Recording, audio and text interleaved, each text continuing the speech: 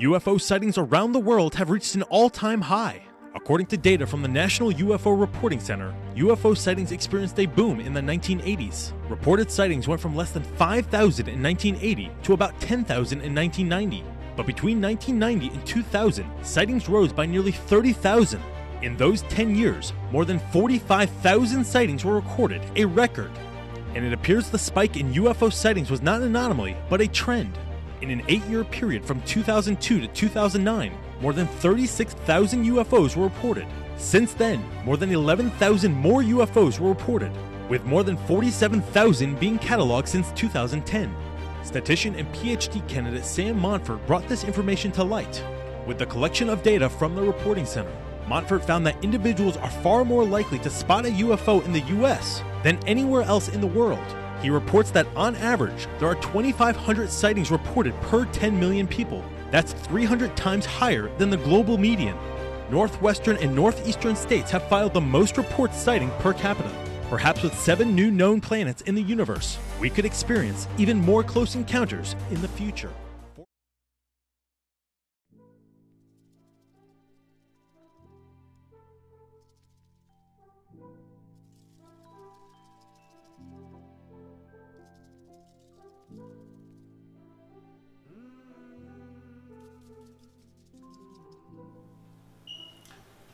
Rahubat, Nuwaupian Yasar, Wu Ahlum, and greetings to our YouTube family out there.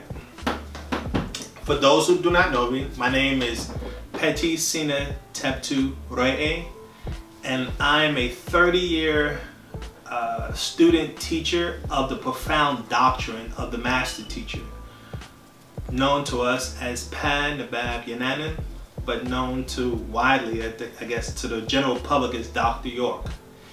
Dr. York has been teaching us what we call right knowledge.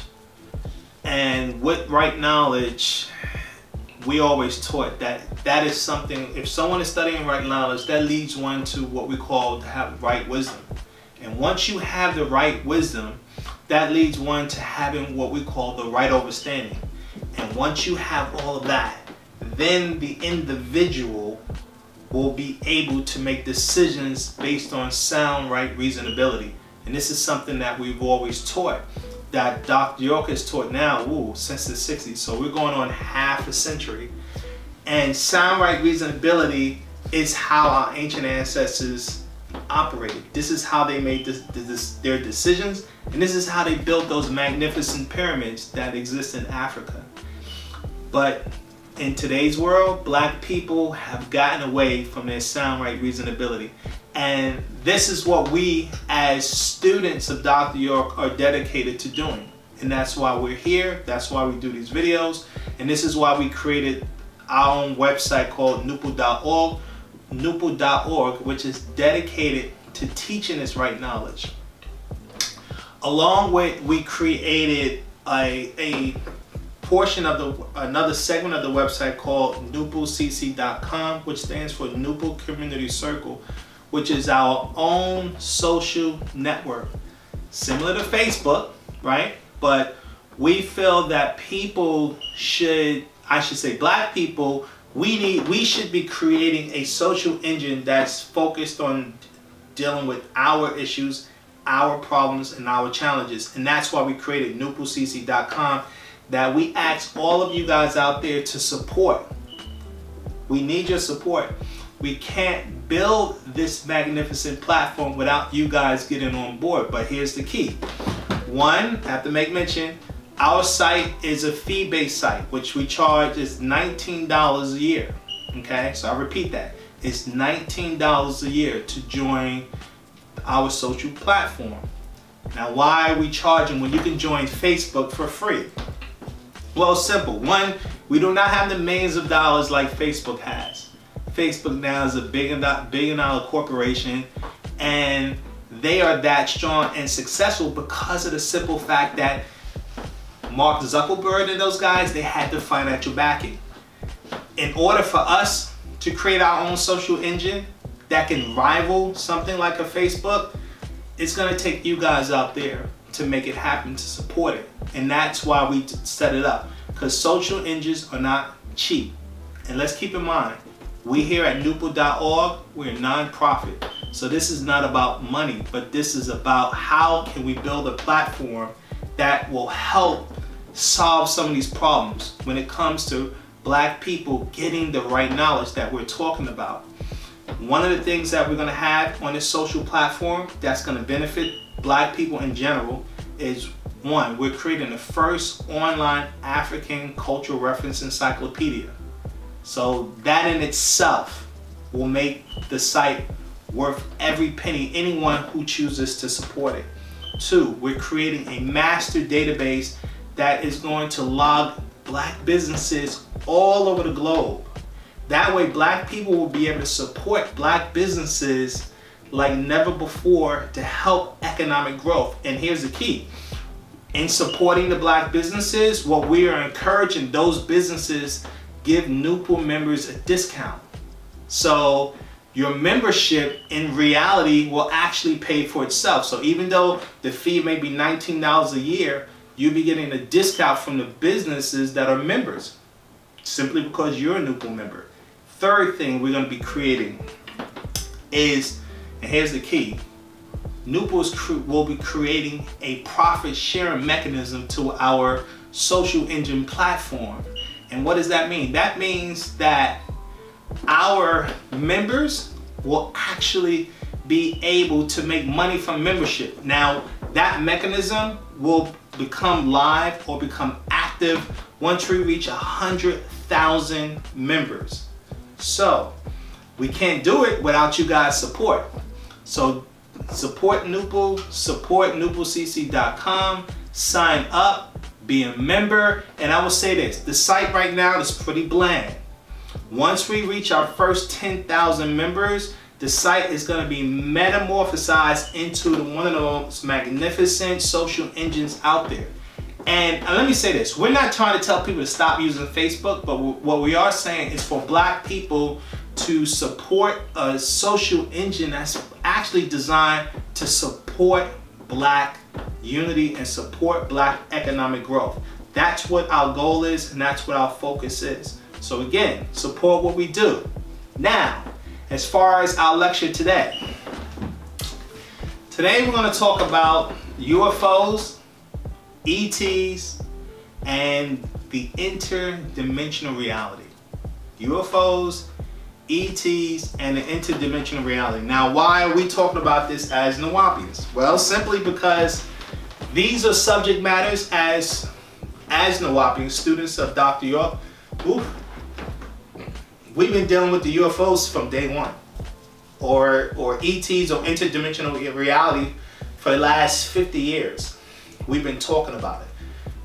We put out so many books on the subject matter. In fact, we'll list some of those books so you guys can see. I think we have put out Is God an Extraterrestrial? Right?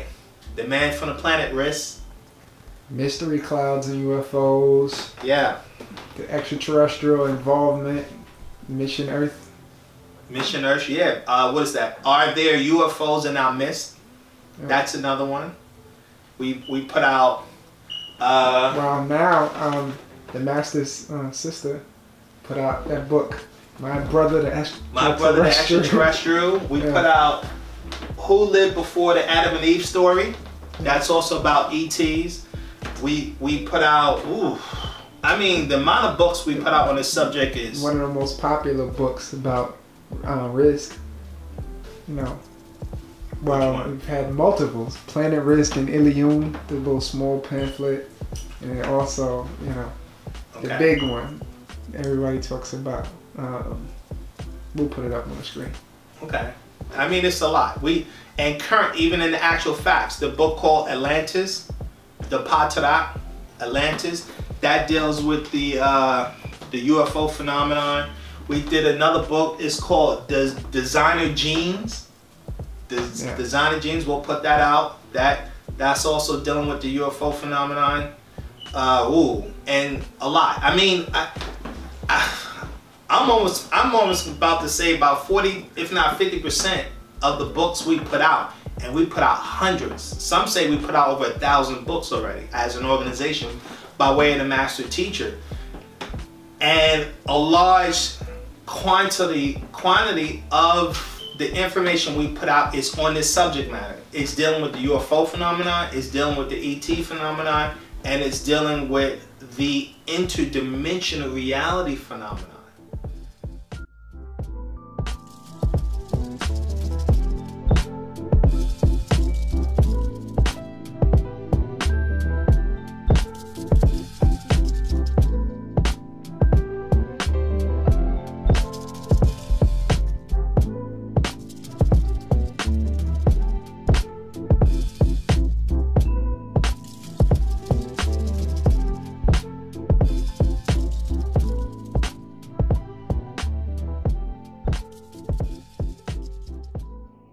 You better start thinking about what you marry, because what you marry will determine what the intellect of your children are. It is time for us to start breeding mentally. We have stopped breeding mentally. We started breeding physically. People say, he has curly hair or light eyes or light skin, so I'm going to have a baby by him because I have light skin, curly hair kids.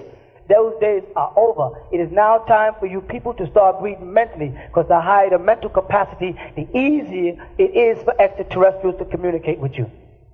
People on a low mental capacity, it's very difficult to penetrate that block, that ignorance. But people who are more sensitive spiritually, because they were bred properly, it makes it easier when extraterrestrials are trying to communicate. Okay, in Islam, is a woman, okay, you said that we were all angels fallen from grace. Okay, has an angel ever appeared in the form of a woman? No, an angel has never been summoned to come to earth. And the reason why I say that, because this is not the only planet with life on it in the boundless universe. There are female angelic beings who do go to other galaxies, because there are other galaxies where female beings dominate to keep the universe balanced. Man is a gender, not a god. He'd like to dream himself into godhood. He's merely a gender, not a god. And in the eyes of the Most High, there is no gender when you look on the planet Earth. He sees you all as his children. No female angelic being has been incarnate on the planet Earth. However, there are female angelic beings that do go to other galaxies. And those of you who perfect themselves and make the transition from a mortal into a supernatural being or back into an angelic state and will get the opportunity to travel into other galaxies, you will be amazed. Because once you make the transition, remember, the first thing you inherit at the day of resurrection is life eternal. The same thing that the devil promised you in the beginning, that in the day you eat thereof, your eyes shall be open and you shall be as God. He knew what he was talking about. He was deceiving us in one way because he was trying to make us violate the commandments of the Most High. But on the other hand, as an angel, he knew what he was talking about. You see? And the day will come that those people who recognize the violation of the commandments of the Almighty by partaking of that forbidden fruit, and reject the fruits of the devil, and reject the things of the devil, and take on the Messiahship. Because Messiahship, or Christ, is a nature that you all must succumb to. There's great masters or beings called Elohim in the beginning of Genesis. When they say in the beginning was the word, they use the word Elohim. Elohim is the Hebrew word which is Elo in a plural. These Elohim are what they refer to as the we, or the Lord of hosts, the angelic beings. They are overseeing. They come into your plane at different periods of time to interfere with what man is doing to try to coerce him. Those of you who accept the teachings into themselves will be transformed back into, again, angelic beings, and you will witness the heavens. You'll see angelic beings, and you'll travel other galaxies. Those of you that can make that height. So why am I saying this? Because this is 2018. Yes. The fall of 2018, and black people in the United States and around the world are massively, and I mean massively, ignorant when it comes to these subjects. Yeah, this is pretty much the taboo topic when it comes to African NoopooH people globally. They don't want to touch this at all. I don't know if we're calling it taboo or it's just an issue of we ignore it. Yeah, we do ignore it. We just ignore it. I mean, even as Nuwaupians, students over the past, again, like I said, I've been studying and been a student of the master teacher now for 30 years, and a large amount of even students don't really deal with the subject matter. And it's very perplexing and it's confusing. that they don't. And it also accounts for people like Chuck. You can see that Chuck claimed that he's been a student for 2 decades. And when you look at his website, that disagreeable website he's created, he's denigrating the subject matter on the UFOs. He's literally attacking the master teacher on that UFO subject, claiming that the information is pseudo that we talk about. That guy, what's that guy, Malik, that keeps bringing up that old pickle man. Yeah. That question keeps coming up, and we'll talk about that. We're definitely going to talk about it. But it's disturbing. It's disturbing that our people are that ignorant, especially when it comes to students of the information, when we put out so much data on this subject matter. Honestly, there is no Nuwaupian that could ever make the excuse that they're ignorant when it comes to this subject topic. I find it weird. It's the only thing I can say. It's extremely weird. So, why do I say this? Well, one, it's simply because of how much data we put out on the subject matter, and two, the vast amount of data that exists out there for those who choose to study the subject. You're not going to be short of resources when it comes to researching the UFO phenomenon. It's called The Vault, the FBI's digital reading room, where any of us can go online and view the Bureau's most notorious cases.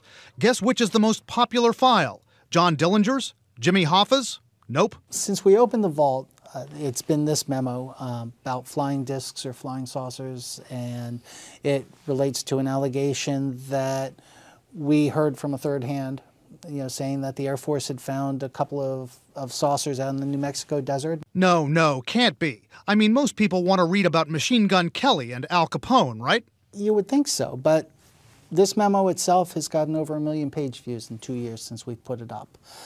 Al Capone doesn't make our top 50. The memo's all of 2 paragraphs. Agent Guy Hoddle, then head of the FBI's Washington field office, writes that an Air Force investigator stated that 3 so-called flying saucers had been recovered in New Mexico. They were described as being circular in shape with raised centers, approximately 50 feet in diameter. Not only that, each one was occupied by 3 bodies of human shape, but only 3 feet tall, dressed in metallic cloth of a very fine texture. Each body was bandaged in a manner similar to the blackout suits used by speed flyers and test pilots. John Fox is the FBI's historian. This was never followed up on, right? No, in fact, it says right here, no further evaluation was attempted concerning the above. Why not? From what's written here, from what we can read, it certainly looks like they thought that this was third-hand information, that this was not necessarily a hoax, which it could well have been, but that someone was simply reporting hearsay. And it was more for the Air Force to look into, along with countless other reports of UFOs in Roswell, New Mexico, and elsewhere, reports that were never substantiated. One reason the memo from Agent Hoddle went viral is because when the FBI vault was set up online 2 years ago, tabloids seized on that memo, saying it appeared to back up theories that aliens exist. Now, I'm speaking on this subject matter as someone who's actually experienced a UFO in real life, in real time. I've talked about this before on video, and I'm talking about it again now. My experience took place in, I think it was 96. Okay. I think it was 96. Well, we can reference people to the original video where you did disclose that. That was, claims are not facts. And I think that's probably an important video, a prerequisite to this. Because you did state that how neither did the master nor you say just because you put that claim out there does not mean people are supposed to accept that. That's something you're supposed to verify and authenticate. But go ahead. Yeah, so we talked about it, like you said, we talked about that before in the video we did, Claims Are Not Facts, and that, again, that's an important video you guys need to watch. And I repeat, let me just say this again. Watch our videos more than once. Watch our videos more than once, please. Okay, don't think that, especially for subject matter that's new to the listener, definitely watch it more than once. So I'll leave it at that. But now, why do I bring that up? My experience, because my particular experience is I saw an actual craft, and I mean the craft that I experienced was humongous. It was the size of a floating city. It was midnight. I was driving, me and my wife at the time. I was driving, it was midnight. I think we was on Interstate 85 heading north, going up north. So we might have experienced this in, I don't know if it was Georgia still or South Carolina or somewhere like that. And driving in the car, 70 miles an hour, 60 miles an hour, something like that. And it, boom, out of nowhere. It comes out of nowhere. And the thing was massive. But here's my point. It was in a cloud. And we put a book out on that. We put a book out, The Mystery Clouds. And that's why I wanted to bring this up, because a lot of people talked about these crafts in traveling within clouds. And this thing was in a cloud, what I saw, and the cloud was on fire. I mean, like, and we always get the representation of Independence Day. Yeah, it was the same, just like on Independence Day, you see it, that massive ship, and it's in the cloud, and it's cloud on fire, I guess from, I don't know, because I don't think they have exhaust. So I don't know why it's on fire. But that's what we saw, right? Now, that's what they call, in the UFO community, a close encounter of the first kind. That was my experience. A close encounter of the first kind. That's someone who actually sees an object in the sky. That's not a bird. That's not a plane. It ain't no damn Superman flying. It's not swamp gas or the planet Venus. Or a weather balloon, yeah. Or a weather balloon or whatever. And that's why they did that. They made that video on YouTube. I know what I saw. God damn it, I knew what I saw. and that was no weird anomaly. And I was driving, so I know I wasn't hallucinating. I ain't gonna be hallucinating driving a car at no 60, 70 miles an hour on the highway. And the craft was there long enough. Like it could have been there as long as, I've said, minimum 10 minutes, as long as 20 minutes. So yeah, that was very visible, very clear. So, but I'm only bringing it up because when you study the UFO phenomenon, they talk about these classifications. They say there's 5 classifications of encounters, right? So they say close encounter of the first kind. That's when you personally see a UFO, an object in the atmosphere that's in the atmosphere, and it ain't something that you know that should be in the atmosphere, right? And in my case, I actually saw it was a ship. It was literally a freaking ship. And it was massive. It's beyond explaining that, but that is what it is. Close encounters of the second kind. That's when someone experiences a craft, an alien ship, that either lands or does something where it leaves some kind of physical evidence of it actually was there, right? So a close encounter of the second kind is where it leaves some kind of physical evidence that you can detect, that you can identify, or take a picture of something that identify that that craft was there.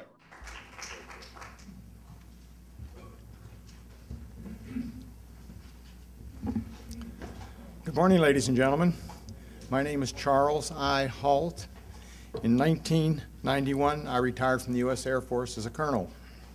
I was base commander of two large military installations, and at the time of my retirement was Director of Inspections Directorate for the DoD Inspector General. In that capacity, I had inspection oversight of all military services and defense agencies.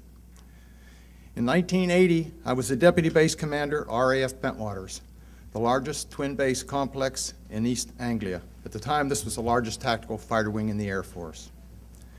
In late December 1980, I was called upon to investigate a very strange event, an event that was distracting our security police from their primary duties.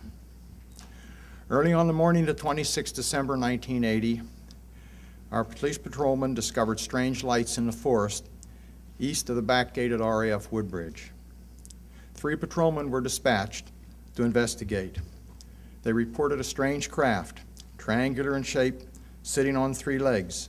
The craft was approximately 3 meters on a side. It had multiple lights. It rapidly maneuvered and quickly disappeared. I was not immediately aware of all the details only being told of strange lights, and I assumed there was a reasonable explanation for this. 2 nights later at the family Christmas party, I was interrupted by the on-duty police commander. He told of strange events and said it was back. Since my boss had to present awards, I was tasked to go out and investigate. I fully expected to find an explanation. I took 2 senior patrolmen with me, a disaster preparedness expert, and the reporting on-duty police officer.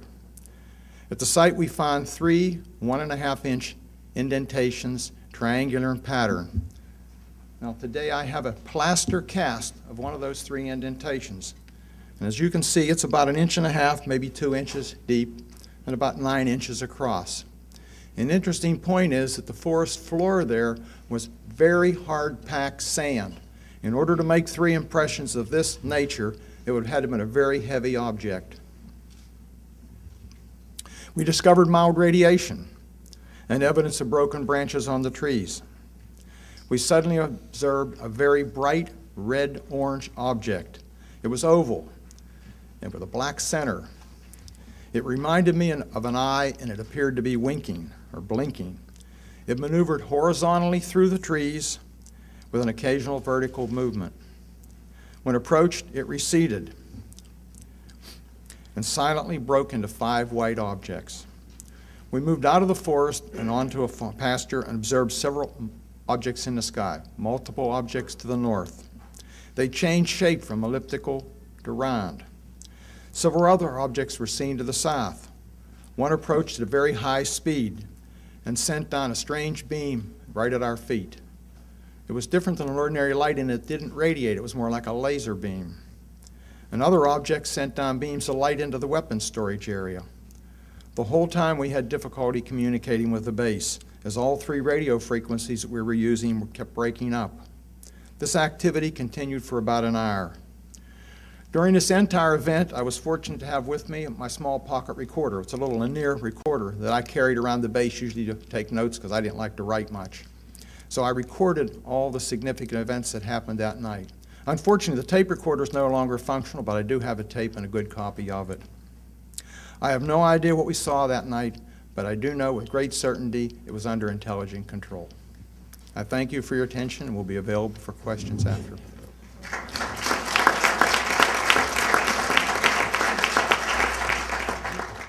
And then they got Close Encounter of the Third Kind. And this is what everyone's familiar with the movie. Yes. Right? Close Encounter of the Third Kind, that Steven Spielberg movie that came out in the 70s. I forget when it came out. I don't know, 77? We'll put it up. Yeah, 78. But here's the point. Now, Close Encounter of the Third Kind, for those people who saw that movie, right? Now, that's when the craft lands and you, the observer, actually see entities come from the craft. So that's someone is actually experiencing an extraterrestrial. That's Close Encounters of the Third Kind. And that's what that movie was trying to show and explain, right? And what's interesting is Steven Spielberg, who made the movie, he got that information from the individual. He was a scientist. Ooh. We'll play the video. Oh my goodness. He was the one who got the classifications for this. Yeah, this scientist was the guy who came up with these encounters. Maybe we should bring up, he was the leader of the Project Blue Book. Yes. Okay. In the 60s, the United States government basically was getting, it started in the 40s during Roswell crash, and because of all the sightings became phenomena in the United States since the crash of Roswell. I think that was in 1947, whatever, right? So from the crash of Roswell, and then he had the White House incident. You know the White House incident? Yeah, where they hovered over Eisenhower. Yeah, 1950, 1952, something like that. Yeah, that UFO sightings. It was in the newspaper. It was huge. UFOs come over the White House. White House sends aircrafts, planes, to try to intercept the UFOs. The UFOs leave, right? Then the airplanes leave. They go back to the base. UFOs come back. They send the Air Force, comes back.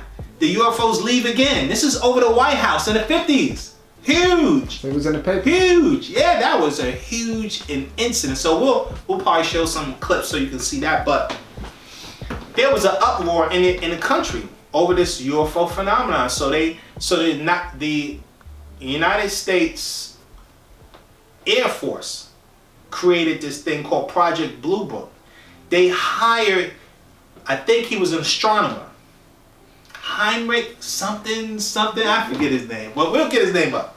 They hired this guy, and his job was to investigate people's claims of UFOs. That's what he did. Investigate people's claims of UFOs, and that's created this thing called Project Blue Book. And he was a huge skeptic before he studied the phenomenon. A huge skeptic. But lo and behold, after studying the phenomenon, looking at all these different claims, looking at all the alleged evidence pertaining to the subject matter, he went from skeptic to believer. Well, acceptor. Yeah, to acceptor, exactly. He literally was converted through the research. In 1966, congressional hearings were held with Secretary of Defense Harold Brown and scientific advisor of Project Blue Book, Dr. J. Allen Hynek. What is the Air Force hiding in this investigation? We have not been hiding anything. The investigations have been made public. The explanations of those where there is a clear explanation have been made public. The hearing this morning was public for just that reason. None of the evidence that I have examined would indicate any proof at all that we are being visited by extraterrestrials. Dr. J. Allen Hynek is one of the most important figures in this matter. As a senior government representative, he faithfully continued to dismiss all UFO sightings as swamp gas, mass hallucinations, temperature inversions, and conventional aircraft until Blue Book was terminated in 1969. However, 4 years later, he founded the Center for UFO Studies, which is still active today. In 1985, shortly before his death, he revealed that Project Blue Book had indeed misled the public. I was there at Blue Book, and I know the job they had. They were told not to excite the public. Don't rock the boat. And I saw it in my own eyes happen that whenever a case happened that they could explain, which is quite a few, they made point of that and let that out to the media. Things that the cases that were very difficult to explain, they would jump handsprings to keep the media away from them. For they had a job to do, to, whether rightfully or wrongly, to keep the public from getting excited.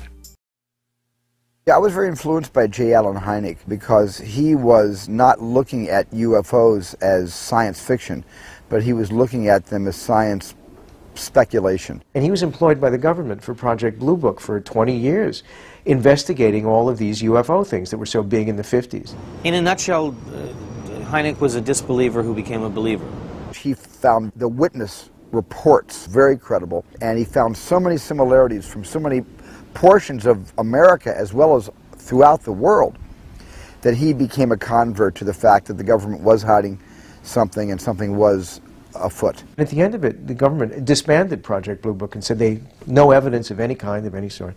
And Dr. Hynek said, who was very much a skeptic and wanted to be a disbeliever because that was the scientific approach, Dr. Hynek said they had several hundred cases of absolutely unexplained UFOs. He didn't say what they were, you know, he wasn't saying they were from outer space, but he said we came across stuff there was no possible way of debunking some of these things. It was unexplainable. So I met with him and I used him and I picked his brain and he consulted with me. He's even in the movie in a snippet of a scene in the third act. And I owe a lot to his instilling in me a professional's point of view on this kind of field reporting. And he helped me make the movie more credible than it would have been without his existence. The term Close Encounter of the Third Kind is taken from Dr. Alan J. Hynek's book. He's who created the term Close Encounters. Well, a close encounter of the first kind is one is close, but nothing really happened. Close encounter of the first kind is visible contact with a UFO. Forget the shape and forget how fast it's going. It's something that you just can't explain. Close encounters of the second kind are those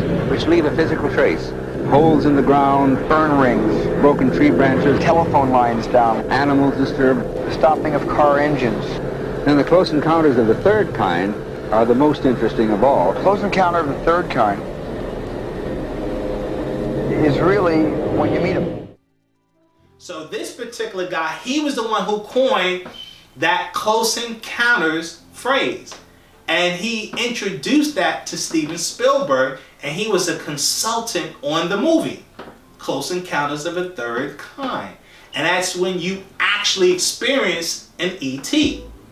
Then he came up with a fourth category, which is Close Encounters of the Fourth Kind.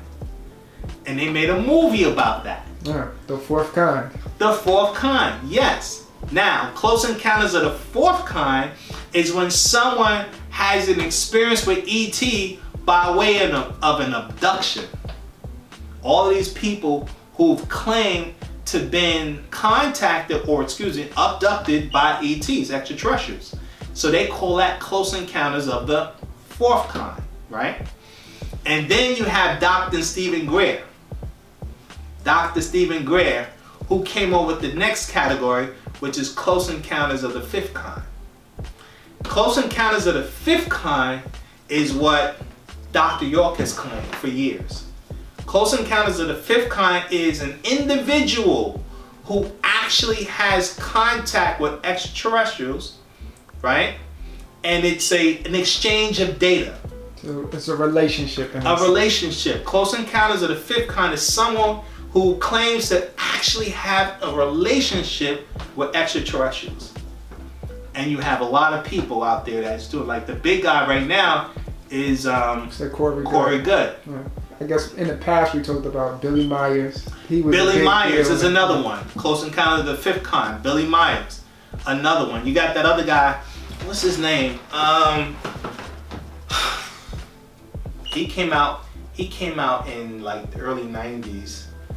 I don't know, I forget his name. If you find him, we'll put him up. I'll put him up.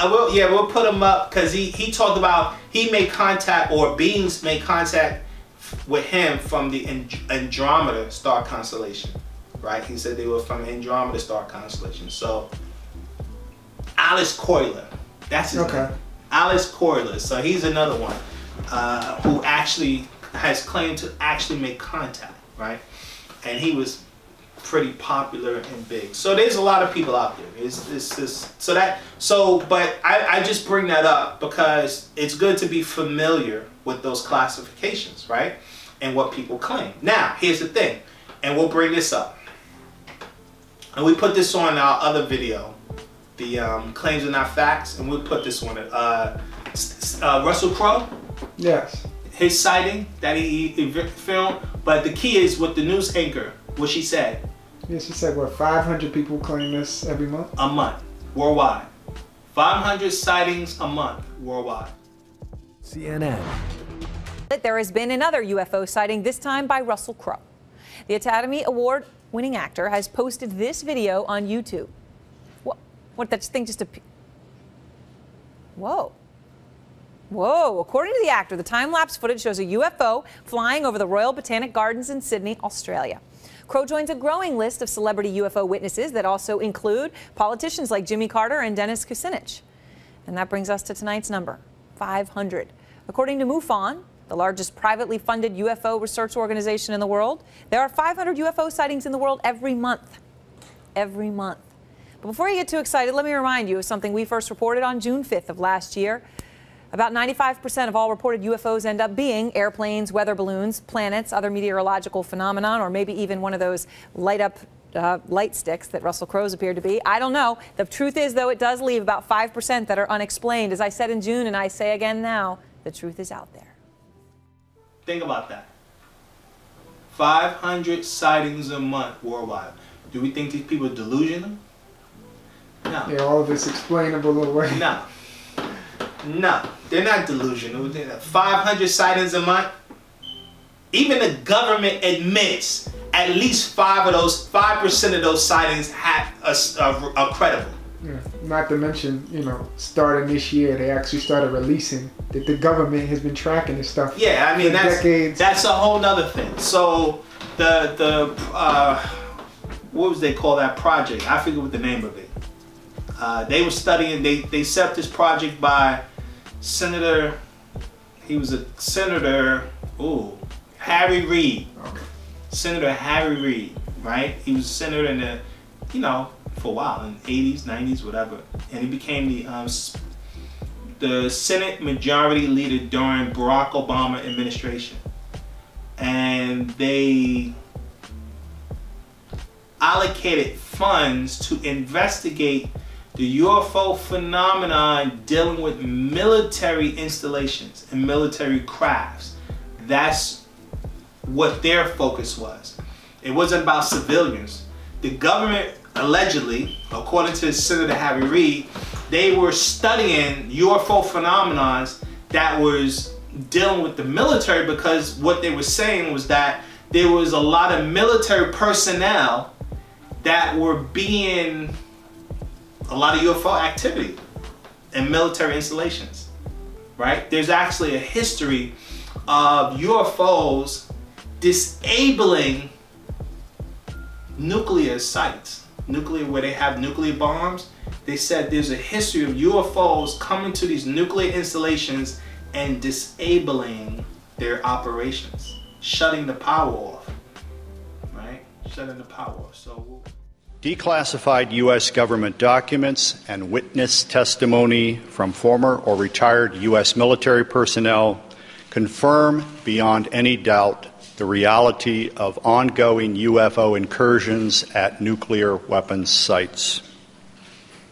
When I say UFO, the witnesses have described these craft as disc-shaped or cylindrical-shaped or spherical. These objects are capable of both hovering and high-velocity flight, usually completely silently. Over the past 37 years, I have personally located and interviewed more than 120 of these former or retired military personnel, all of whom report UFO incidents at one or more of the following locations: nuclear missile sites, nuclear weapons storage areas, and nuclear weapons test sites in Nevada and the Pacific during the era of atomic atmospheric testing. Sometime in the evening hours on March 24th, I received a call from one of my topside guards, the flight security controller, stating that they had been observing strange lights in the sky making odd maneuvers and wanted to report it.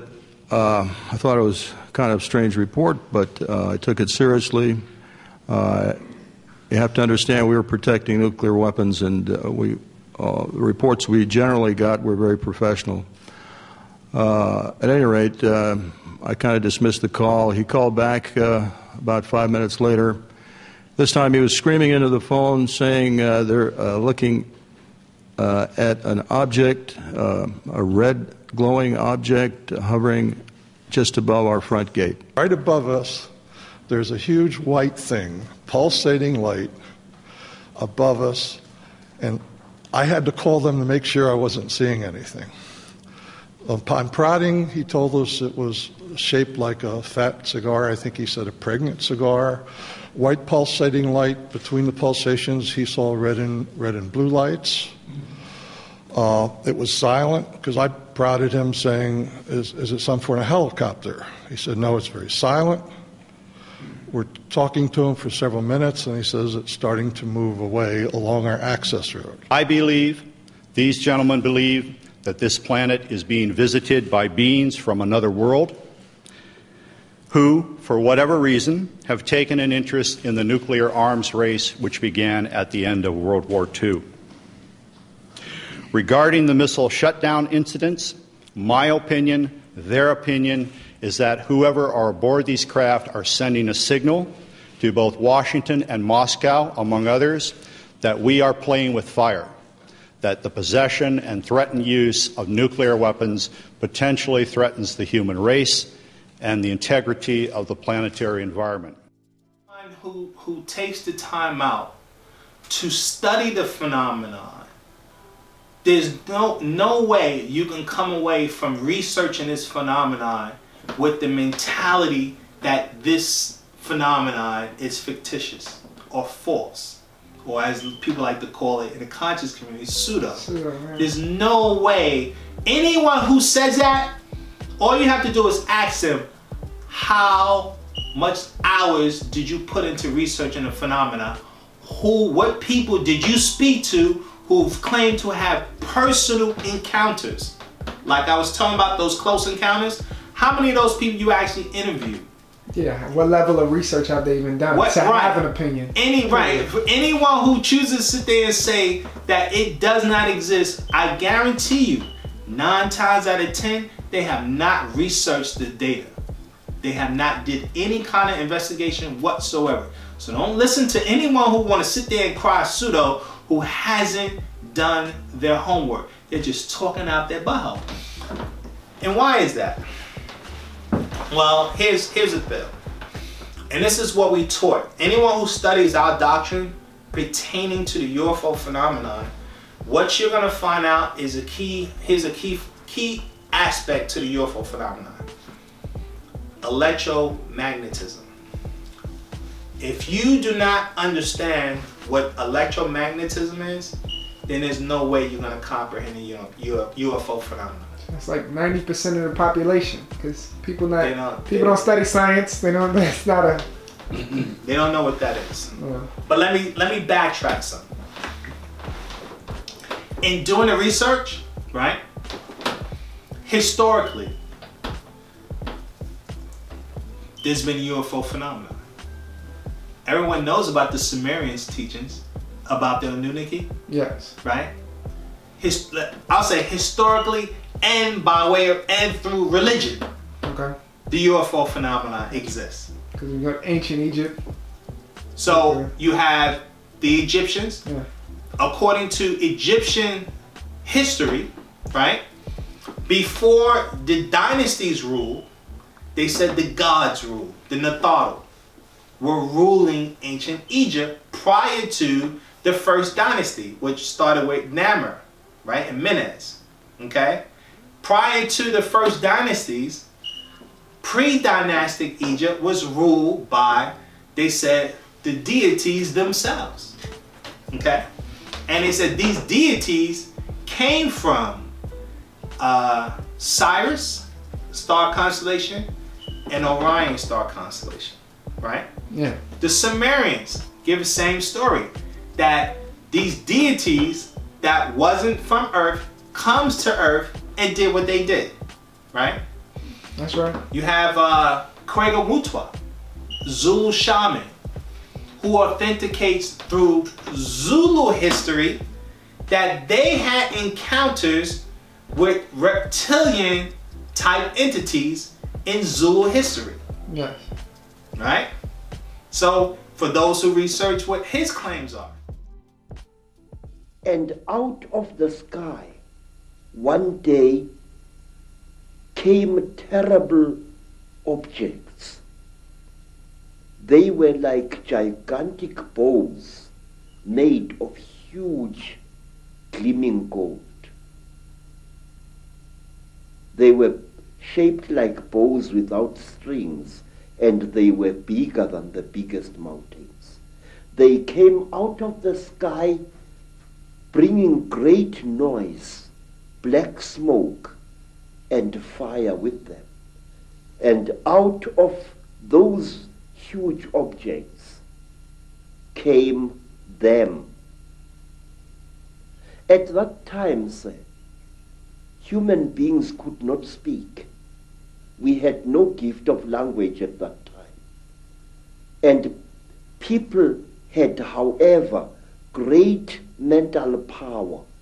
A man would go into the bush and, using the power of his mind, actually call out an animal which he wanted to hunt and kill for his children. And the animal would appear and kneel down before the man, and the man would kill the animal and take it home. But when the Chitawuli arrived in Africa, they told our people that they were gods and that they were going to give us human beings great gifts on one condition. We had to worship them and accept them as our creators. Some told our people that they were our elder brothers and that this earth had produced them generations ago. You can't deny the Dogon. I'm not gonna yell. Everyone knows the Dogons claimed that they too had encounters with reptilians. Okay. Most remarkable is this symbol. It represents the orbit of the Dogon star, a phenomenon deep in stellar space. Yet, no such orbiting star is visible from the Earth. It was not until this century that Western astronomers began to suspect its existence. A desert tribe called the Dogon, isolated in the African wilderness, may have identified a star invisible to the unaided eye. How is this possible? How could the Dogon possess this sophisticated astronomical information? Tribal legend tells us that beings called Numo descended from the sacred star and appeared before the Dogon ancestors.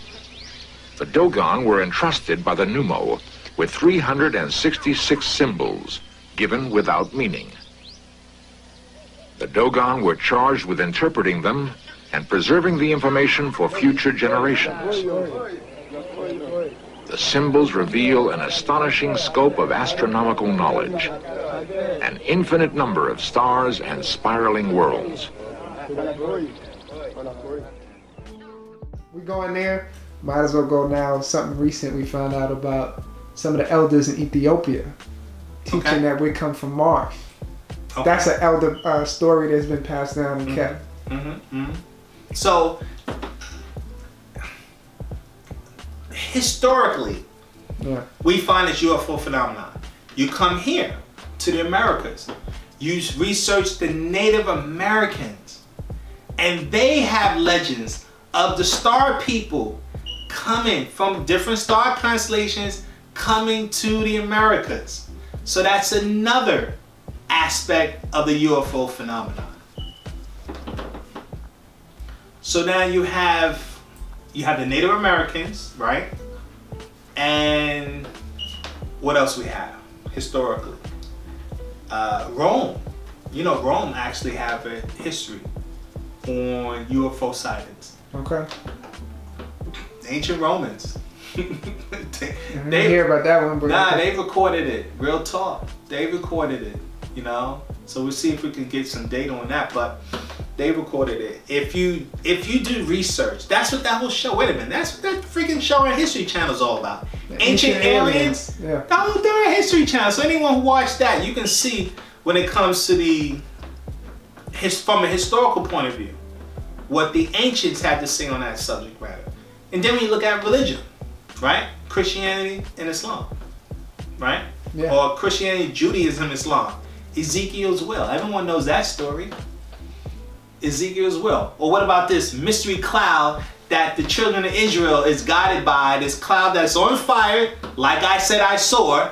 The children of Israel is guided by some cloud that's on fire that guides them at night. Basically, I think in the desert or something like that, wherever they were. Yeah, or the big one in the end of Revelation, Jesus' book. The mothership. Just telling you, the mother planet. Look for the crystal city descending from God out of heaven. What is that? Yeah, and that was supposedly written in Greek, right? And the Greek word for heaven is Orinos, which is none other than a star constellation. Now, of course, it was the people who was supposedly in the Revelations wasn't speaking Greek, but that's how they translated into the Greek language, and that's the language they use. So the point being is that the Bible has these stories. Islam also has these stories. We talked about this with the Prophet Muhammad before. Some being of light comes to visit him while he's meditating in a cave, right? Then he also claims about him being taken, what they call the Isra in Islam, into the heavens, into the 7 heavens. So that's another claim. if someone said that someone took me into the heavens, which we know are star constellations, right? And I travel on something, now they call it Baruch, but Barak, and they mistranslate that because it translates. I think we broke that down. Translate as some bright light or something like that. Some bright light, whatever craft takes me up and takes me to these far off places. In today's terminology, that would be a UFO abduction. Absolutely. bottom line. So that again, that's in religious theology. So we see this across the board when you begin to look at this subject matter. So again, all I'm saying is for those who choose to study it, the problem is people's ignorance of the subject matter, right? And they make these claims. Oh, it's fake, or I don't believe it because I haven't seen it with my own eyes. Now, we're not telling anyone to accept anything or any phenomenon that you have not investigated.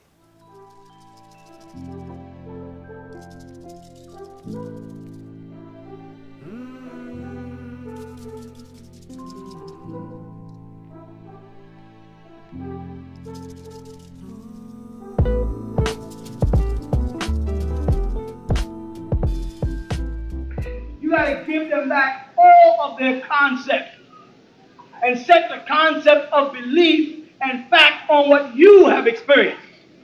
Now, if you have never seen a flying saucer, don't believe anybody who says they have, including me, until you have the experience. Now, you say, well, Pop, I love you, I want to trust you. Thank you. But don't bet on it, only on the things I confirm for you. Now, you may say, well, man, since 1970, you've been teaching us and predicting events, and all of them happen. So more than likely, the next thing you say is going to happen. Fine. That's your own conviction. I am not going to tell you to believe in flying saucers if you haven't seen it. Who here has seen a flying saucer with their own eyes? See, some of us have. Some of y'all haven't. So we sound crazy to you. And you sound crazy to us for not believing it, with all of the stacked up evidence that the government shows you on television.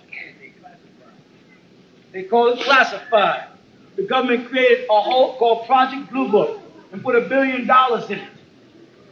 There's a whole Goon Air Force base that nobody can go into. Well, they're over there testing, no, they already got, no.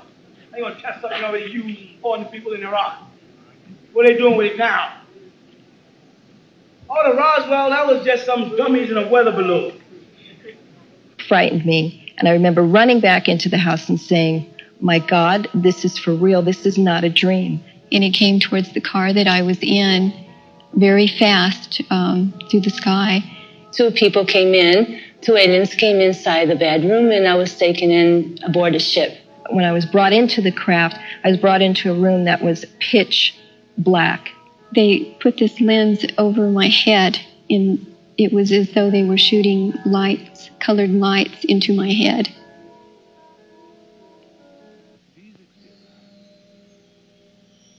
If this is true, it's the biggest story of all time.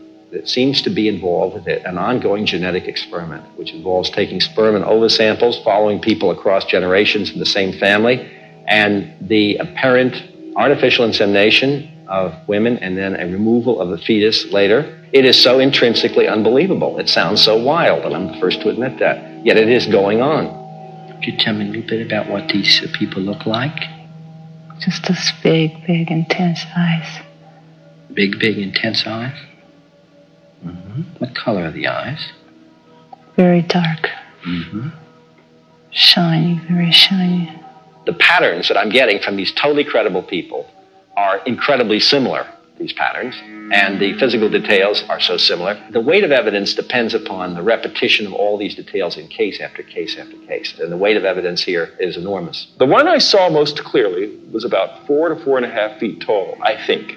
Sitting down, it had big almond-shaped eyes and a long, thin face, a little thin mouth and nose. A larger head and almond-shaped eyes. Large heads, large eyes, dark eyes. I felt a pain in the navel area, and it was like there was a needle put into my stomach. Things were inserted in my nose, and things down to my stomach. I said, you have no right. They said, we do have a right. I have no reason to make up such a story. If I want to be known for something, this is the last thing that I would pick. I'm not sure what their reason is for being here, but they're here. They're around us all the time. And they all are saying the exact same thing and describing the exact same people, whether it's in Hindi or Arabic or Spanish or French or Italian or German, whatever language they're speaking, they say the same thing. They say little men. I think they're men, and they have no apparent sexual organs. With big heads. Some grayish or brownish in complexion, with large eyes and little slits. Some had 5 fingers, some had 4. Some had 3, some had like claws, which means there's some type of mutation or evolution or graftation or genetic experiment going on amongst them also. In 1995, in Zimbabwe, Africa, pupils of an entire school say they witnessed the landing of an alien spacecraft.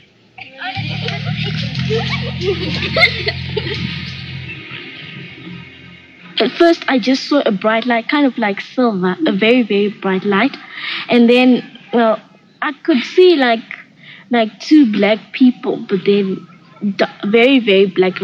And one was near the spaceship, and one was a bit forward. It was like very, very bright. And I thought, like, when I first saw it, I just said, well, I don't believe it, because it's like someone was pointing a mirror this way. But then I just changed my mind because it was very bright. Well, it was like a very shiny object then. It was like so shiny, like the sun was reflecting off it, and it was shimmering in it.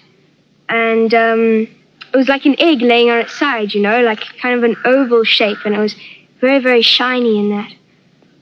And I didn't actually see any people walking around, but all the rest of them did. Now, we're not telling anyone to accept anything or any phenomenon that you have not investigated. So we're saying, yes, do your homework, investigate. I was just claiming, as a Nuwaupian, you have no excuse to be that ignorant on this type of subject matter, not when we've covered it. Ooh, and I'm talking about these ex-Nuwaupians, first of all. These people, like your Chucks, who's been in the doctrine for 2 decades, Tarnoon at least a decade, Rick 2 decades. All these people want to cry pseudo now, right? Who's been in our organization for all that length of time and saying that these phenomena are fake. They're not real. And that goes to show you their level of comprehension when it comes to the phenomena. And that also shows that they obviously didn't study it, but yet they have these opinions. And where does that come from? That comes from the conditioning, the cultural conditioning here in the United States that makes people who deal with the UFO phenomenon as quacks or space cadets or yeah, you said the tinfoil hat wearing people, tinfoil hat brigade, blah blah blah blah.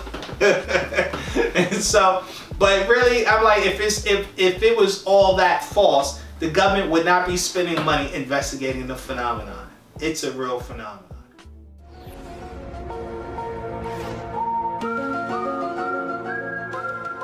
The search for alien life on the X-Files TV show couldn't be more fitting this week, given new revelations of possible UFO sightings. A recent report by the New York Times unveiled the existence of a real-life X-Files department. It's a 5-year secret government program to investigate mysterious flying objects, and especially focused on encounters by members of the military, like this one. My gosh. They're all going against the wind. The wind's 120 knots from the west. We're going to talk about that in a second. The man who ran that secret program now says the existence of UFOs have been proved beyond reasonable doubt. He joins me now. Luis Elizondo, thank you for joining us. Tell me why you ended up working for a program that the Pentagon didn't even want to admit existed. It was the Defense Department's Advanced Aerospace Threat Identification Program. It wasn't UFO hunters. You were looking for explanations to things that were unexplained. Yes, that's correct, Mr. Velshi. We basically were brought into the program initially to identify and try to figure out some of these phenomena that were flying around our military aircraft and our locations, and basically try to collect enough data where we could make some positive analysis and identify what these things were.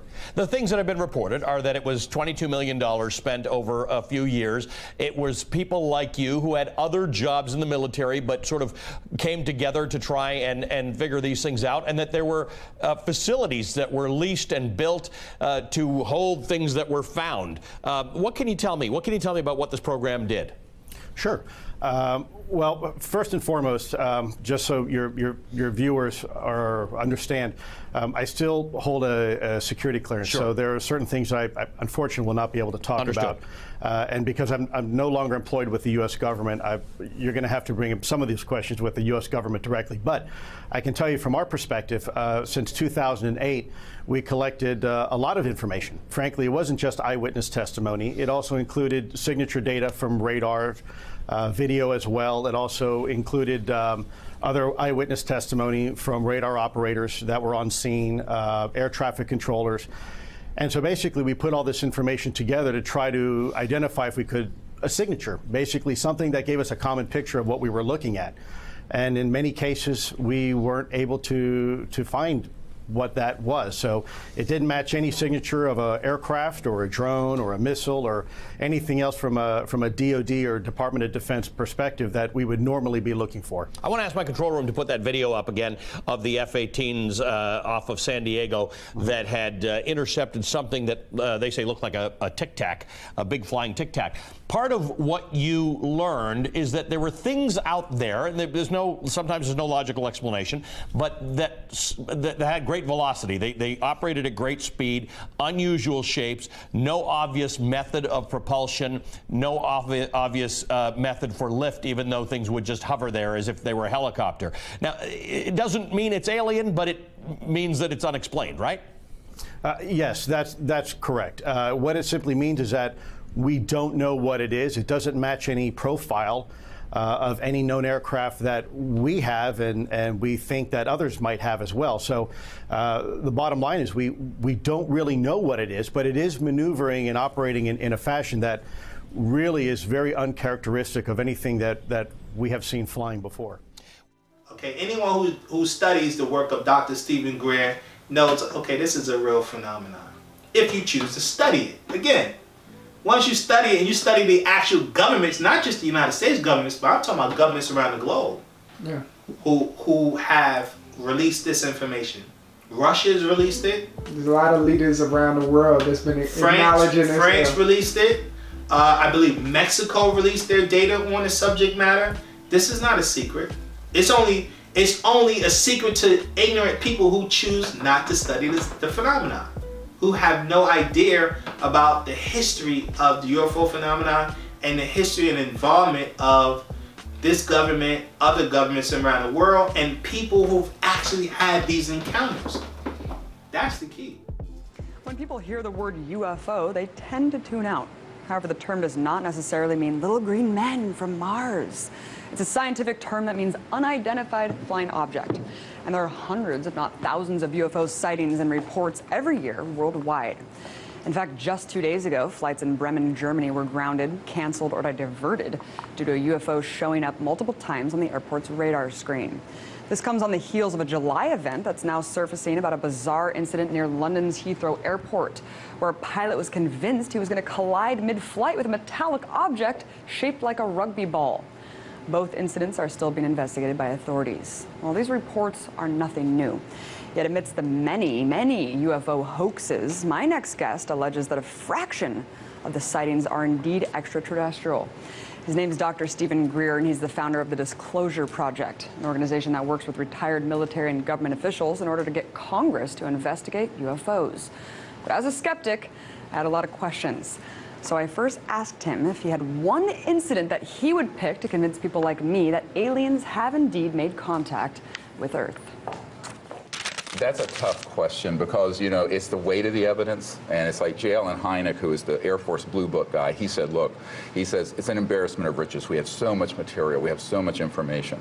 But if you take for one case that we have in the Disclosure Project, and that's a man who was the senior guy at the FAA, and they were tracking this object over Alaska, and it was at one point in the sky, and in one sweep of the radar, it would be 40, 50 miles away, moving completely non-linearly, not like an airplane. And we have the radar tape, we have the pilot report, we have all the evidence from the airline and the government. And this whistleblower who came forward, John Callahan, he said, I'm one of the senior officials in the government that not only have the evidence, but was part of a cover-up to keep the American people ignorant about it. And so talk about the Disclosure Project. It's the organization that you founded. Why and how did you formulate it? You know, it grew out of an interest I had since I was a child. My uncle was an aerospace engineer with Northrop Grumman. And I had a sighting when I was a young child and started an organization later called the Center for the Study of Extraterrestrial Intelligence to look into, are we alone, and what can we do as citizens to bring out this information and perhaps make contact. I mean, it was really kind of a visionary effort 24 years ago when we started it. Disclosure Project started because in my early days I was naive and I thought, well, if we put all this evidence together, government documents, astronauts, cosmonauts from the former Soviet Union who have seen these objects, and we have all this and we give it to, in this case, Bill Clinton and his CIA director, who I personally briefed on this subject, they'll do the right thing in the secrecy, bring out this information. It'll be one of the greatest discoveries in human history. Not only that, it'll bring out the technologies, which, frankly, is the reason behind the secrecy. We'll get to this in a minute. Well, what happened was that the political establishment didn't want to touch this. And so, what I just found is that little by little, it was up to we, the people, to do it. So I started a grassroots movement to identify people who had the courage to come forward outside of their national security oaths, who had top secret clearances, and give evidence on this, and give materials, and give documents, and give photographs, or whatever they have. And it led to this big global effort called now the Disclosure Project. So here's what I'm saying. The problem, what I see is, I would like to say the problem with most people who are ignorant in this phenomenon, it has to do with your five senses. Your five senses. What do we mean by that? People only deal with what they can see, they hear, what they can taste, what they can touch, what they can feel. If they can't relate to those things, right, or excuse me, right, smell. If they can't relate to their senses, if their senses doesn't relate to something, it's not real. It does not exist. I didn't see it, it does not exist. I didn't hear it, it does not exist. I didn't taste it, it does not exist. I didn't smell it. Humans deal with reality based on their five senses. But what's the problem with that? The problem with that is that your eyesight isn't the same eyesight as everyone else's eyesight. Some people see worse than you, some people see a whole lot better than you. For the people who see worse than you, you're seeing things they don't see. For people who see better than you, they are seeing things you don't see. So their reality isn't your reality.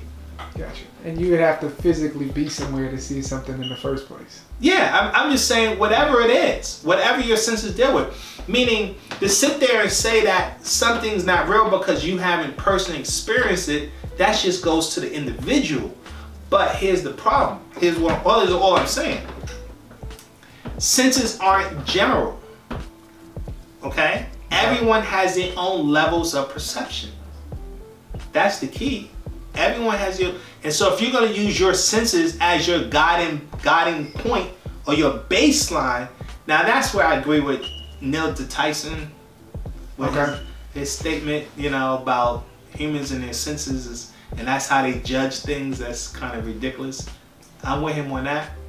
I'm with him on that. You, especially a phenomenon like this. Okay? Because here's what I said earlier. You cannot comprehend, here's the key, you cannot comprehend the UFO phenomenon if you don't comprehend electromagnetism. And now anyone who was studying our doctrine, the UFO phenomenon in our doctrine on that subject matter will know that that's one of the key components that we talked about a lot, is electromagnetism, right? But what is electromagnetism? Yes, what is that? That's the key. The key to comprehending UFOs is understanding or comprehending electromagnetism. Now, light, electricity, produces what we call an electromagnetic force. An electromagnetic force, right? So what is that? Well, you have the building blocks of creation, which are elements, right? And the first element is the hydrogen atom. The hydrogen atom is consisted of 1 proton, 1 neutron, and 1 electron, okay? The electron is the key.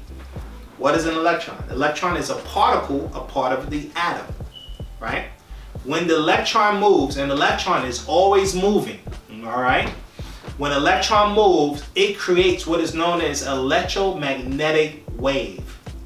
An electromagnetic wave. When an electron is moving, okay? Now, this electromagnetic wave or force, what does that mean? That means that it creates an electrical force and a magnetic force. The electrical force that the particle, when this electron is moving, it's an energy force that's moving in a vertical direction, up and down, right? And the magnetic part of the force is moving horizontal from left to right, okay? So whenever an electron is moving, it's creating this electromagnetic field, and that field is an attraction field that is either expanding up, going up, right? Or pulling something to it, or pushing something away, which is what a magnet does. So anyone who gets a magnet, what a magnet does is either attracts objects to it, right? Or repels an object from it. You with me on that? Okay, so this is important to understanding the UFO phenomenon. You can't comprehend the UFO phenomenon, I repeat, without comprehending electromagnetism. All right? Now, here's the key. What keeps the human body on the ground? What keeps a car level to the street? What keeps any object you have firmly on the ground? We're taught gravity. We're taught gravity, right? We're taught gravity. Well, I'm here to tell you, no, it's not really gravity, okay? It's actually a magnetic force. It's a magnetic force that's pull objects to the earth. The earth is nothing but a gigantic ball magnet. And it has a dual pole where it's releasing a force, and that's through vegetation, because if you notice, everything on earth grows upward. Trees, plants, humans, animal species, everything grows upward. So there's a force that pushes growth up. That's a magnetic force. But at the same time, there's another force that's keeping everything grounded to the earth as well, because you don't see things just floating in the atmosphere either. No. Okay? So this is a part of this magnetic force. The sun is also a ball magnet. That ball magnet is what attracts the earth to its rotational spin around the solar system. Yeah, the revolutions. Now they'll say it's gravity, but I guarantee you it's really magnetism. But I'm not going to go into a long explanation on that. But here's my point. If magnetism is what's keeping you grounded on the planet, right? When you and I are walking, if you can release the gravitational pull on your body and just allow the electrical force that your body's made of, because your body, human body, is made of an electromagnetic force, okay? If you can zero out the magnetic force, you literally hover off the ground, you'll levitate. This was done through an experiment called, they call it the Hutchison experiment, where this is a Canadian who was studying Nikola Tesla's work on electromagnetism, and he was able to create a zero out, what they call it, 0 point gravity, or 0 point energy. 0 point energy, that's what they call it. They was able to zero out the magnetic field of objects, and these objects started floating up. All kinds of objects. He was actually able to levitate they said a 70-pound cannonball. A 70-pound cannonball was able to levitate up, right? So, in fact, we'll play a short clip where you can see him. What you're going to see is just about beyond belief. We have video clips of heavy objects levitating. Canadian John Hutchinson is a self-taught scientist who reports to have accidentally stumbled upon a collection of phenomena now known as the Hutchinson effect. During attempts to study the longitudinal waves of Tesla back in 1979, some of the effects produced include levitation of heavy objects, metal samples turned transparent, metals turned into jelly, and the spontaneous fracturing of metals. The Hutchinson effect has been well documented both on film and videotape, has been witnessed many times by numerous credentialed scientists and engineers. Hutchinson has presented over 750 demonstrations of levitations, all generated by the Hutchinson effect. He also has video documentation showing metallurgical samples falling apart, as well as the transmutation of wood impregnated into metals. His findings have been televised in the U.S., Japan, and Canada, and have piqued interest from electrical engineering and aircraft companies, the Canadian Department of Defense, and the military, as you might well imagine. Coming up in a moment, John Hutchinson.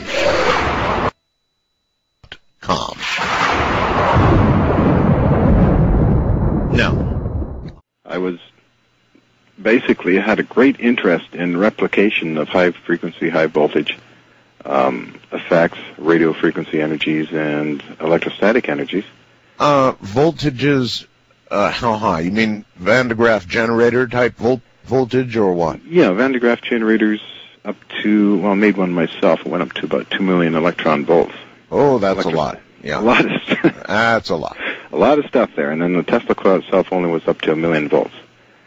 A Tesla coil at 1 million volts. Yeah, that's all right. Baby one. When did you begin to observe, as you experimented, anything anomalous that you just, you didn't understand why? I would think about 1979 was a time period when things started to happen. Like what? I would get pieces of bakelite material coming across a room and hitting me on the shoulder, or hitting and crashing into things. When you did what to them? When I was activating the electrostatics and also the Tesla coil machinery and the pulsating high voltage DC voltage through a spark gap. Okay. And I was using also RF generators, generation equipment at 455 kilohertz. Now, after seeing that, so now you get an idea of what we mean about how this electric force works. Well, here's the key. Now, when you study this guy's Hutchinson's experiment, here's what you also find out, and he talks about this on the tape, that when you release the magnetic hold on an object, right, you can take another solid object. Let's say I release the magnetic hold on this book, okay, and I take, so there's no more magnetic force, it's just an electrical force operating on this book, and I take a solid object, I can phase this object right into the book by pressing it in, and it'll phase right in. This is what happened in the Philadelphia experiment. This is why anyone who researches the Philadelphia experiment, and when they said that they turned this ship invisible, okay, and then the ship, when it became visible again, And the military personnel who was observing the experiment, they allegedly claimed that the soldiers who was on the ship was embedded inside the metal. They were all stuck in the ship. They were stuck in the ship. I don't know if we can get any clips on that, so people can see, but they were stuck in the ship. The reason being, why did that happen? That happened is because the magnetic field was released. When you release the magnetic field, you phase from one dimension into another dimension. That's how you go from another dimension into another dimension, when you can release the magnetic field. And this is what the extraterrestrial crafts are doing. They're able to manipulate the magnetic field on the planet. And by able to do that, they're able to transcend this, I guess you would say, this dimensional reality. And travel. That's the key. They're able to travel at velocities because there's no inertia, so they can go 1,000. Actually, these crafts go faster than the speed of light without any force holding them back, because they through standard mechanical theory or travel, whatever they call it, this inertia field where there's a force when you're moving an object that you're being pushed by this gravitational force, which is really a magnetic force that's pushing you, holding you back. That's what people experience on roller coasters. That's what you experience on a roller coaster. That is exactly what it is. And all. So you feel that force, basically. G-force, that's what they call it. G-force. That's what they call it, G-force. Yeah. That's why certain pilots, they can't do certain maneuvers, because they said they'll pass out. Yeah. They'll pass out because of the G-force. It'll be impossible for the human body to do it unless you're able to zero out the gravity, the magnetic field that you're in. G-force would be gravity. In essence, you're zeroing out the gravity. You're zeroing out that field, and it's really a magnetic hole. Yeah. That's what the UFO that's what the UFO crafts are able to do, and that's why they can zip in and out, right, in and out of the atmosphere, and not only that, disappear. Because as soon as you start to go into this, how can I say, zero out the magnetic field, it bends light. That's what the guy Hutchinson, that's it. His experiment, he began to experiment with that. That's a part of his experiment. But you can just do further research on that guy, you get more detail. Not only that, there's another guy that was part of Stephen Greer, who gives a whole breakdown on how these actual crafts are designed, because they claim that these aerospace companies are creating these crafts, because it's alleged that a large percentage of so-called UFO sightings are crafts that is created right here on the planet, and it's created by corporations making these crafts. So they back engineer them. They back engineer UFO crafts from crashed alien technology. This is what is claimed. They said this is what they did with the Roswell crash, that they was able to back engineer these crafts and create these technology with that company, Lockheed Martin, and Boeing, and something Drummond, I don't know the name of these companies, but this is what they claim when you research the secret government. When you research the secret government, this is what the claims are. And so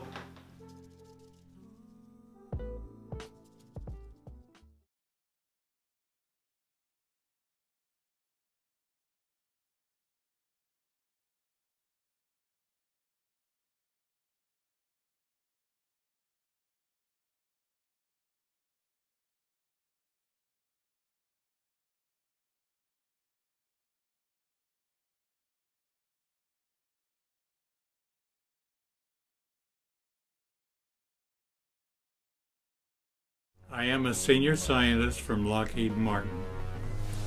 I have been a senior research engineer for Howard Hughes, Texas Instruments. Nevertheless, we've been working for some time now in order to determine where the next energy levels are going to come from. Now by that I mean We aren't talking about wind or solar or even atomic. We have other formats of energy that we've theoretically proven that are available.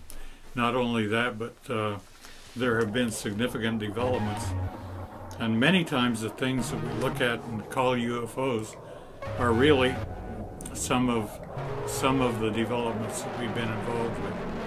That Lockheed has been involved with?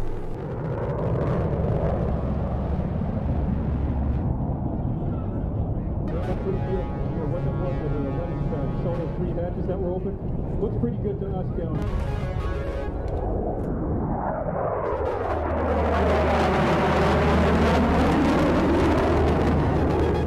So are these some of the UFOs we're seeing, you believe, are ours? They're United States military? Well, Area 51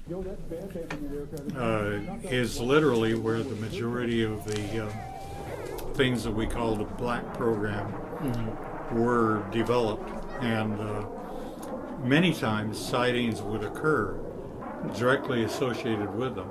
So you had a number of sightings, and then that prompted you to go to Area 51. And a lot of people are doing nothing more than... Well, I went up to in the Lockheed Building 501 by the side of escalators and elevators. Oh, wow. And I got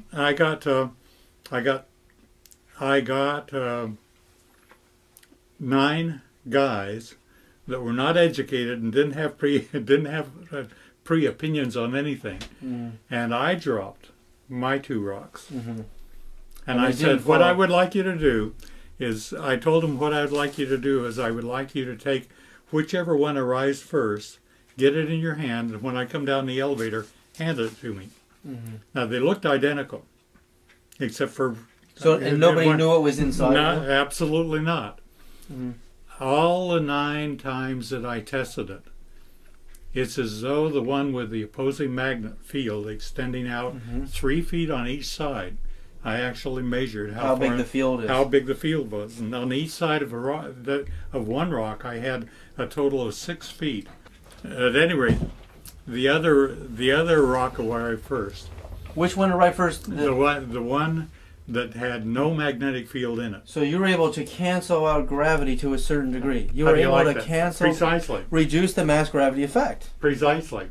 By opposing fields. Isn't that nice? You bet. And got 9 signatures and I always get, You did that at Lockheed? What year was this? Oh, at least 8 years ago.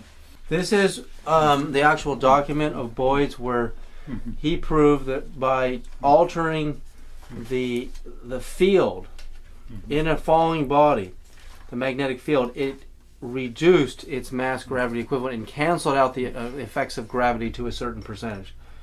And he did a building 500 drop test conducted from a height of 59 feet. The location is in White Solomon, Texas, and the time was 12:20 p.m. and this was in 1995, December 12th. Nobody knows this. I know it. So gravity, mass gravity. My point in this is to stress the fact that any individual who is in doubt when it comes to this subject matter, they're only in doubt with this subject matter simply because they didn't study the subject matter. That's my main focus here. But it's a necessary subject matter and it's a real phenomenon. The question is, why should people even be interested in the phenomenon? Yeah, what's important about it? I mean, think about it. Think about that. If this phenomenon is actually true, right, and it's an actual fact, there's some questions that do come up. Why is it that people are not aware of the UFOs? Why is it so hidden? That's a logical question. But when you begin to peer into that question, then you get a disturbing answer. And you know what that disturbing answer is? When you start to study this, what you're going to hear more and more is that the planet Earth, they claim, is a quarantine planet. planet Earth is a quarantine planet. Quarantine from what? The planet Earth has been taken over by, the only way I can explain it, disagreeable advanced beings. The planet Earth has been taken over by disagreeable advanced beings. And the planet Earth is being utilized as a resource base. So the disagreeable beings who've taken over the planet Earth have gone out their way to make sure that the human population is cut off from the galactic population.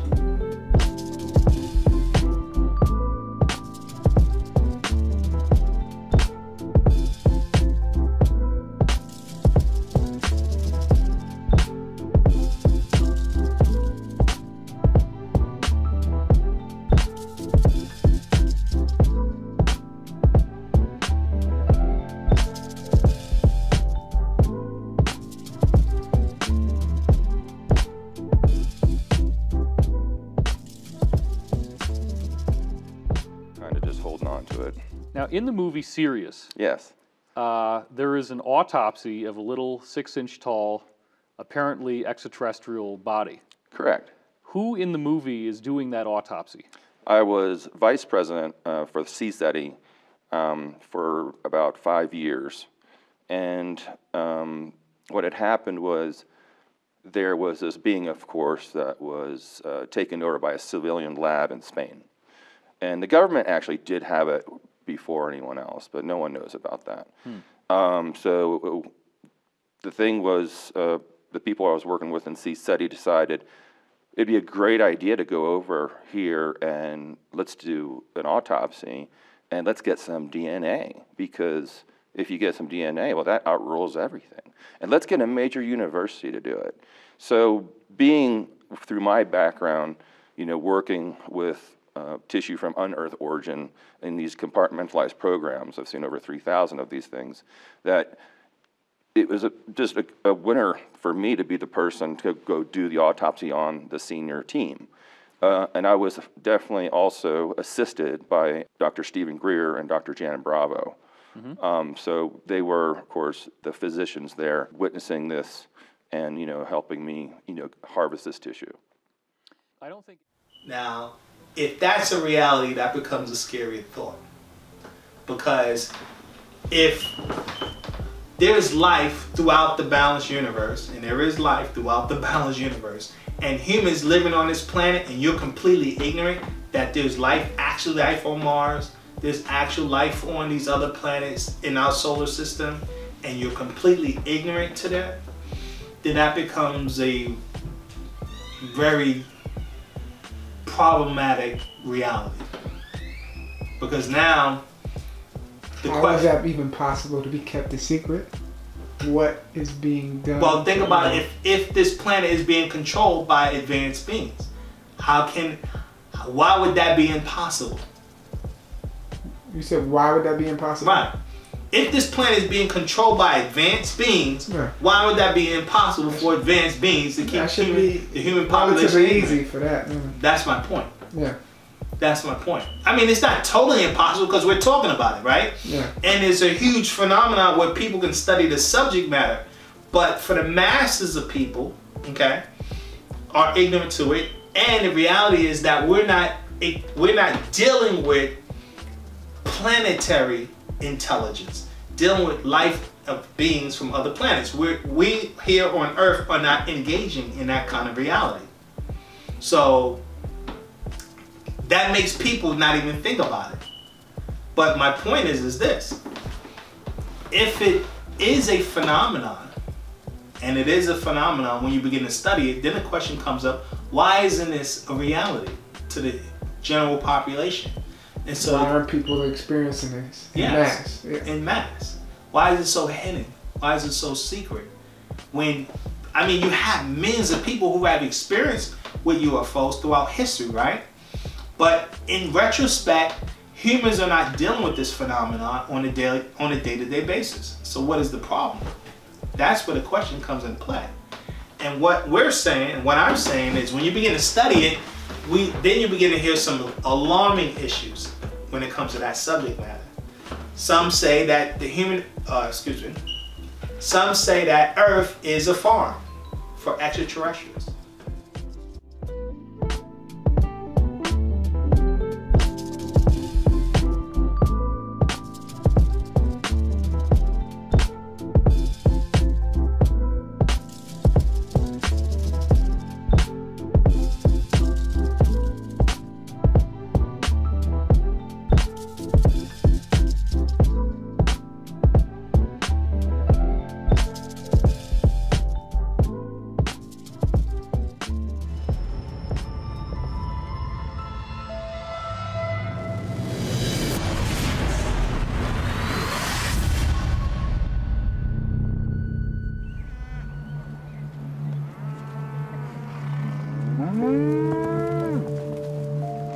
Yeah, just hold them down there for a little bit. Tom Miller and his family have worked this Colorado ranch for 2 generations.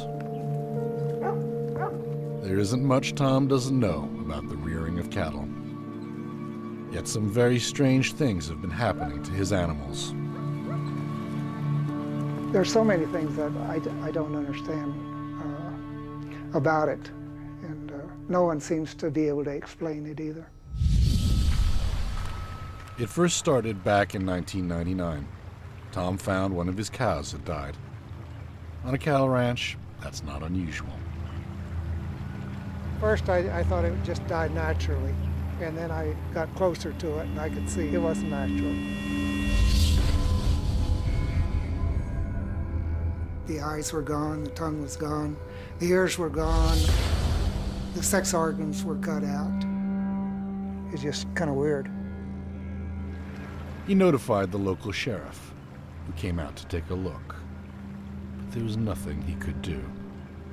The case was shelved, but it remains a disturbing mystery. I guess one of the strangest things is the laser cuts. Why is there no blood?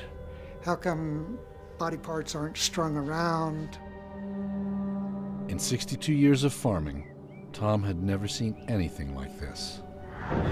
Predators don't normally leave a carcass intact and drink nearly 11 gallons, 40 liters of blood. And yet, farmers all over the world are reporting similar mutilations. Author and paranormal investigator Chris O'Brien has spent 20 years researching these strange incidents. Cattle mutilations and livestock mutilations are a global phenomenon.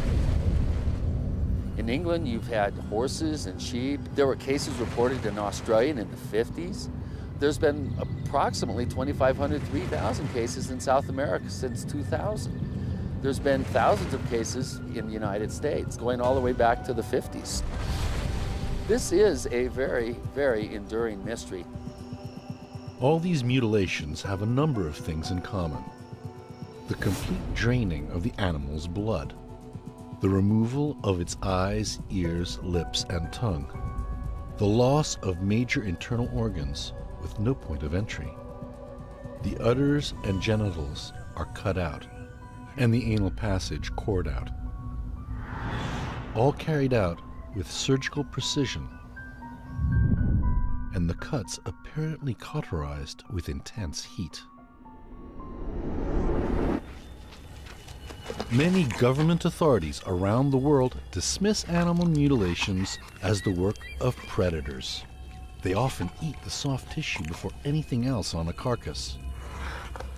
So if animals aren't responsible for the mutilations, who is?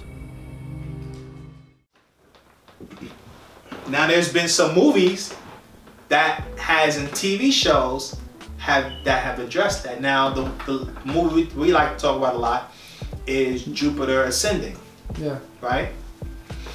And that movie was talking about that the Earth was a quarantine planet controlled by another advanced race of beings, and it's a farm where humans are abducted and utilized as an energy source. Yeah, or the life force of the planet and the beings on it are siphoned off for energy. Yeah. There was a TV show that came out in 1997 called Stargate Atlantis. Stargate Atlantis. It used to come on Sci-Fi Channel. I used to enjoy that show. And that show was about the Earth in Stargate Atlantis was a farm. And the people were perpetually being harvested by way of cycles on the planet by these advanced beings, right? They call the Wraith. And they look like Dracula. Okay. They look like Dracula. These beings. And they suck your life force out of the humans. They feed on humans. So that was a television program that was called Stargate Atlantis, right? What about that V? What was the intent with that one? What's interesting about that with V, and there was two versions of it. They had the original one, I think, in the 80s. Yeah, in the 80s. And then it came back out only for like 1 or 2 seasons. Right. I don't know why, but this had to be like 4 or 5 years ago or so. The whole point of it was there were extraterrestrials that were hidden amongst the population of humans on Earth. And then the main portion of their species lived off planet. And they staged, how can we say, a first contact to get the people receptive to them, because their plan was to feed off of them. They showed that with the mother. She killed her daughter for trying to warn the people, and they went off like, you know, they would bring people to interact on their ships and then feed on them. So there's that reoccurring theme that the Earth is a farm for extraterrestrials. Now, if that's a reality, and that's something that we as Nuwaupians have been teaching. Yeah. Matter of fact, bringing up a movie we did mention earlier, The Fourth Kind, is kind of touching on that. With a literal phenomena that happened in Alaska in 2000. That you can research now. Mass abduction in Alaska in 2000. Nome, Alaska, do the homework. Thousands of people missing in Nome, Alaska. I mean, there's thousands of people that go missing on Earth. No, millions. Yeah. Of people that go missing on Earth every year.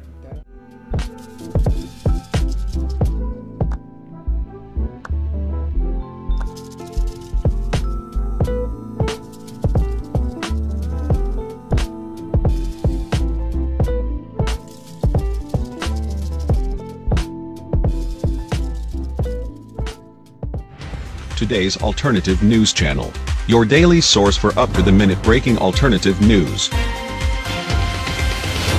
Here's what's happening. 8 million children go missing each year across the world. There's something more to child trafficking than most think. By Edward Morgan. The number of children that go missing each year across the world is staggering, 8 million. That's 320 million children in the past 4 decades alone. Clearly, there's something more to the story. According to many whistleblowers, after the Second World War we have developed a large space fleet, established extensive colonies on the Moon and Mars, and we have companies that already mine for rare metals in the asteroid belt. We should also take into account the huge underground bases, built on all continents, some of which are 30 stories deep. All these projects require slave workers, and that's the final stage of child trafficking. Of course, many of the children are being used for sex, ritualistic sacrifice, organ harvesting, etc., here, on Earth, but most of them are being shipped to these secret colonies and raised as slaves. Try telling this to the world and you're immediately going to be labeled insane. Today's alternative news channel, your daily source for up-to-the-minute breaking alternative news. Be sure to subscribe by clicking the bell and share. No, millions. Yeah. Of people that go missing on Earth every year. That other movie talked about that was The Forgotten. The Forgotten. The Forgotten. The Forgotten. Forget the lady's name, Jodie Foster or one of them. No, that's not her. Jodie Foster. I know her, but that's not Jodie Foster. It's somebody like that. Yeah. And the whole point was them abducting children. For, Now this gets scary. Now this gets a problem. If this becomes a reality. And this will also deal with the fact that people wouldn't want to deal with this reality if this is a reality, you know, because then you start looking into the research of David Icke with this whole reptilian thing, and the reality that the ruling families on Earth are connected to a bloodline of these extraterrestrials. And what's interesting about humans mating with extraterrestrials, that's seen to be authenticated in the Bible. You go in Genesis 6 now. Yeah. Well, Genesis chapter 6. Gotcha. Genesis chapter, sons of God coming into the daughters of men, right? And that seems to match up with these historical stories. When you research the ancient alien stories of beings coming to Earth and mating with humans, or that whole Sumerian story, right? And so you have religion talking about these stories, you have historical cultures talking about these stories, and you have today people's personal encounters who are talking about these stories, because this is what Corey Good is talking about. He's talking about humans are being siphoned off the earth in a massive galactic slave trade. All in all, 55 to 60 million people were pulled into these programs. If half of those people lived through the process and then had children and their children had children, just imagine the number of people that are out there in space right now. And yeah, they openly advertised in South American countries, especially Brazil. The recruits were told that this was an extremely important operation, that it had to do with the continuity of species, that we had all of our eggs were in one basket. Here's another one for you. That if a meteor struck or some sort of cataclysm happened that was an extinction level event, that humanity would be wiped out. So their idea was to create a base on Mars and begin to start trying to terraform Mars. But that ended up being kind of a cover story. It was, they were deceived, and they ended up living a life of slavery. And then their children were they were tested to see how they would best serve the population, and then they were forced into different marriages at very young ages and forced into careers that they probably would not have chosen on their own.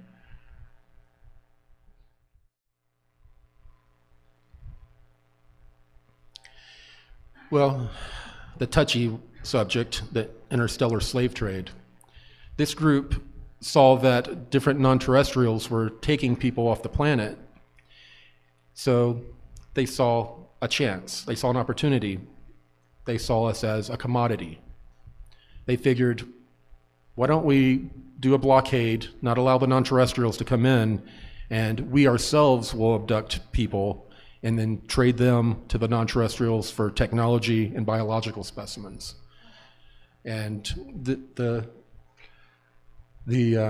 scale of this slave trade is so large that if we do get a full disclosure, that's going to be one of the most shocking things about this whole cover-up.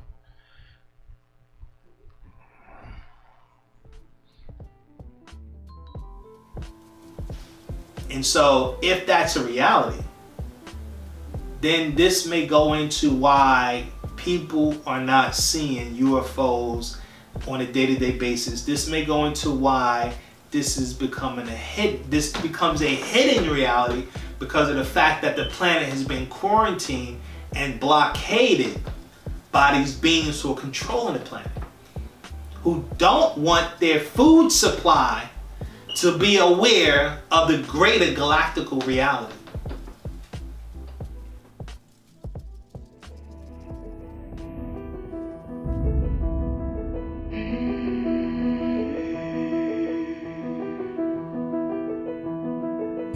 I saw 3 red lights in a triangle almost directly overhead.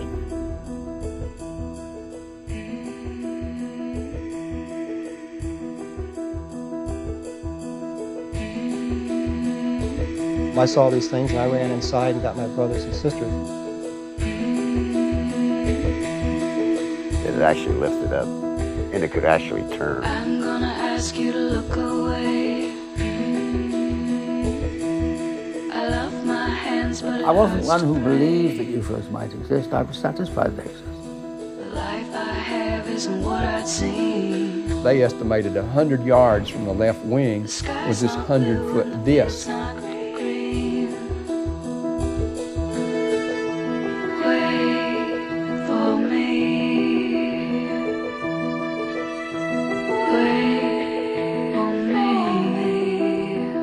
A lot of the astronauts are told to keep it quiet, and they're good Americans too. They develop the film from the moon, everything that's done by NASA.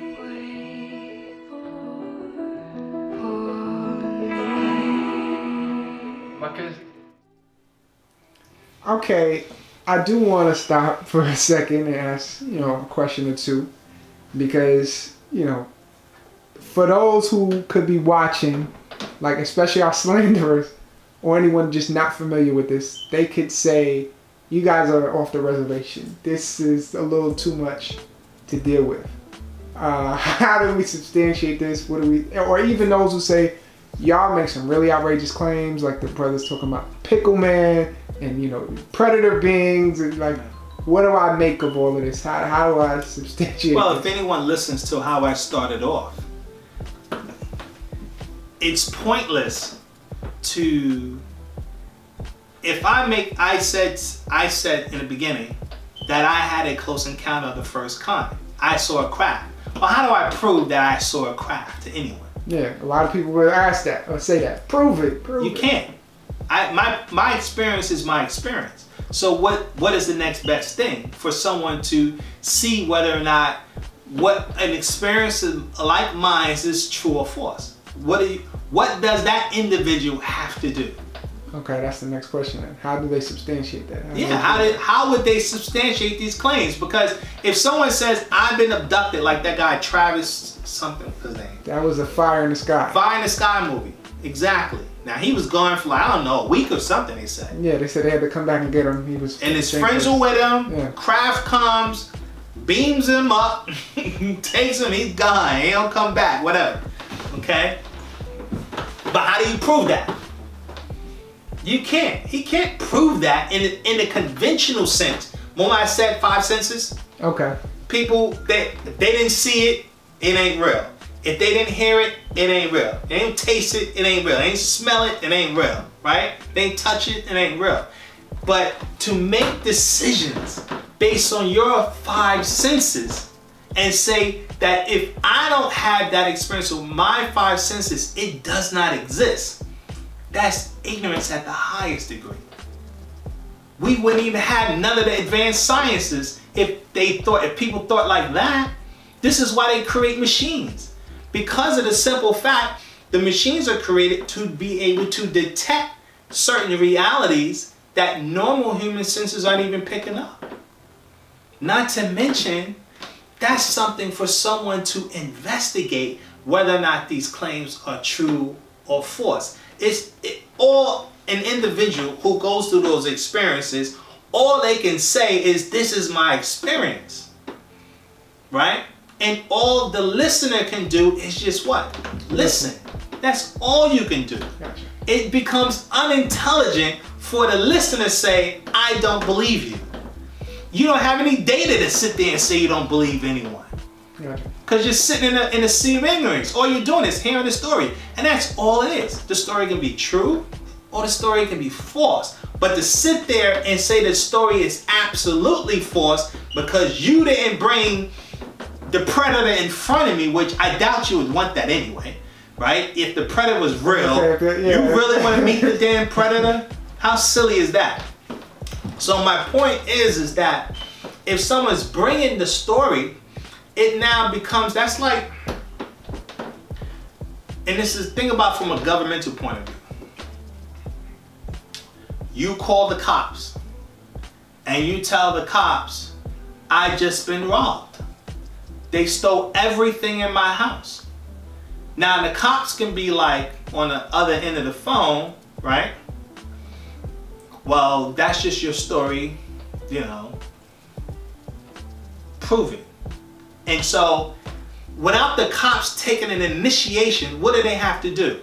They don't just tell a person on the phone, I need you to pick your house up and bring it to the police station so I can investigate it. No, they have to go out of their way to investigate it's it. reverse. Yeah. They do the investigation once the claim is made. If they're in, now, of course, from a governmental level, they have an obligation to do an investigation, right? Of course. For the citizens of any incidents.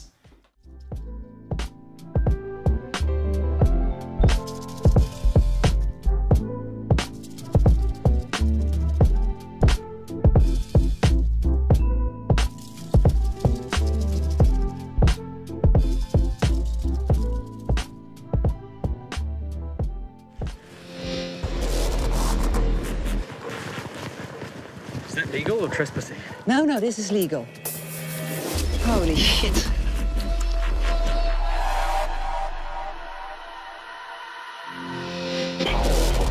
Each and every year, strange signs miraculously appear overnight in fields of crops.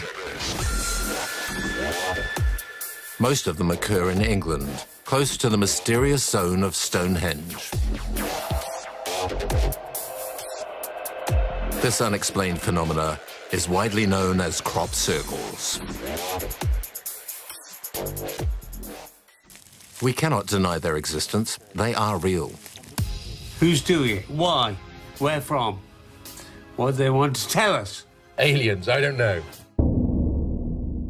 Since the 1970s, enthusiasts, journalists, and independent researchers have tried to crack the mystery of these strange imprints that are best viewed from above.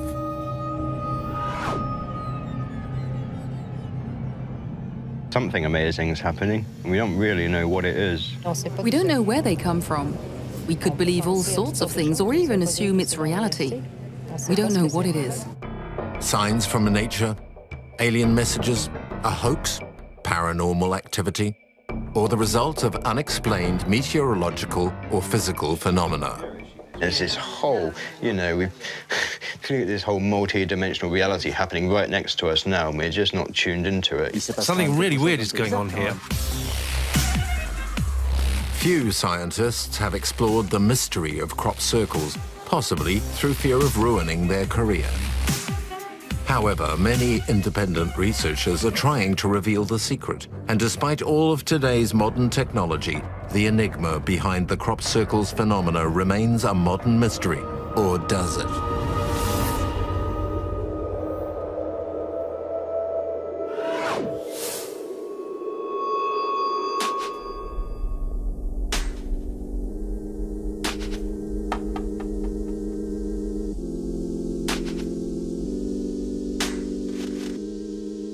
Known as crop circles, due to their spectacular geometric patterns that are often, but not always, circular. They seem to appear for no reason, and without eyewitnesses, in fields of crops.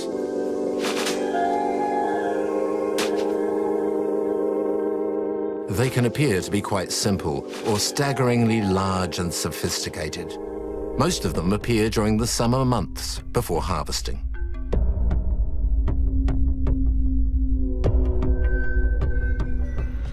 And for the listener of a story like this, these types of stories, if the listener wants to know whether or not it's true or false, then they would have to research the information or don't have an opinion.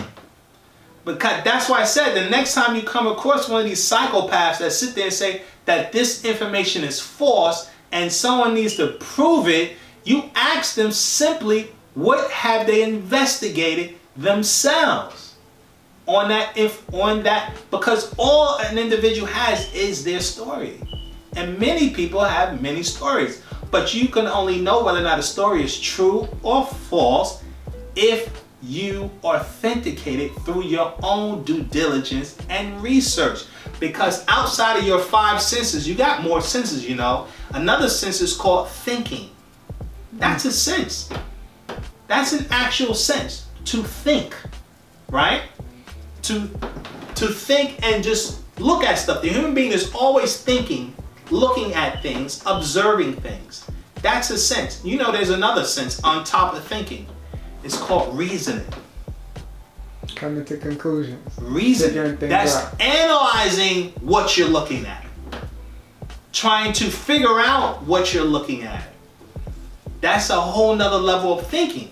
That's what separates a scientist, let's say, from the average Joe Schmo, who doesn't really do any reasoning. They just do normal thinking, right? Just go about their day, and it's repetitive, rather than trying to analyze the environment around them. Because the whole point of a scientist is to analyze nature. That's the goal. I have another question. What do we say to the people or the slingers out there who would say, all Dr. York did was make claims about this? Sure. Did he even teach y'all how y'all would investigate this or how you authenticate this? That's when you get into what we call the name of this lecture: UFOs, ETs, and the interdimensional reality. Interdimensional reality. And what I was saying was that the reason why, one of the biggest reasons why people don't see UFOs throughout every day is simply because these are interdimensional beings. And that's what our doctrine was explaining.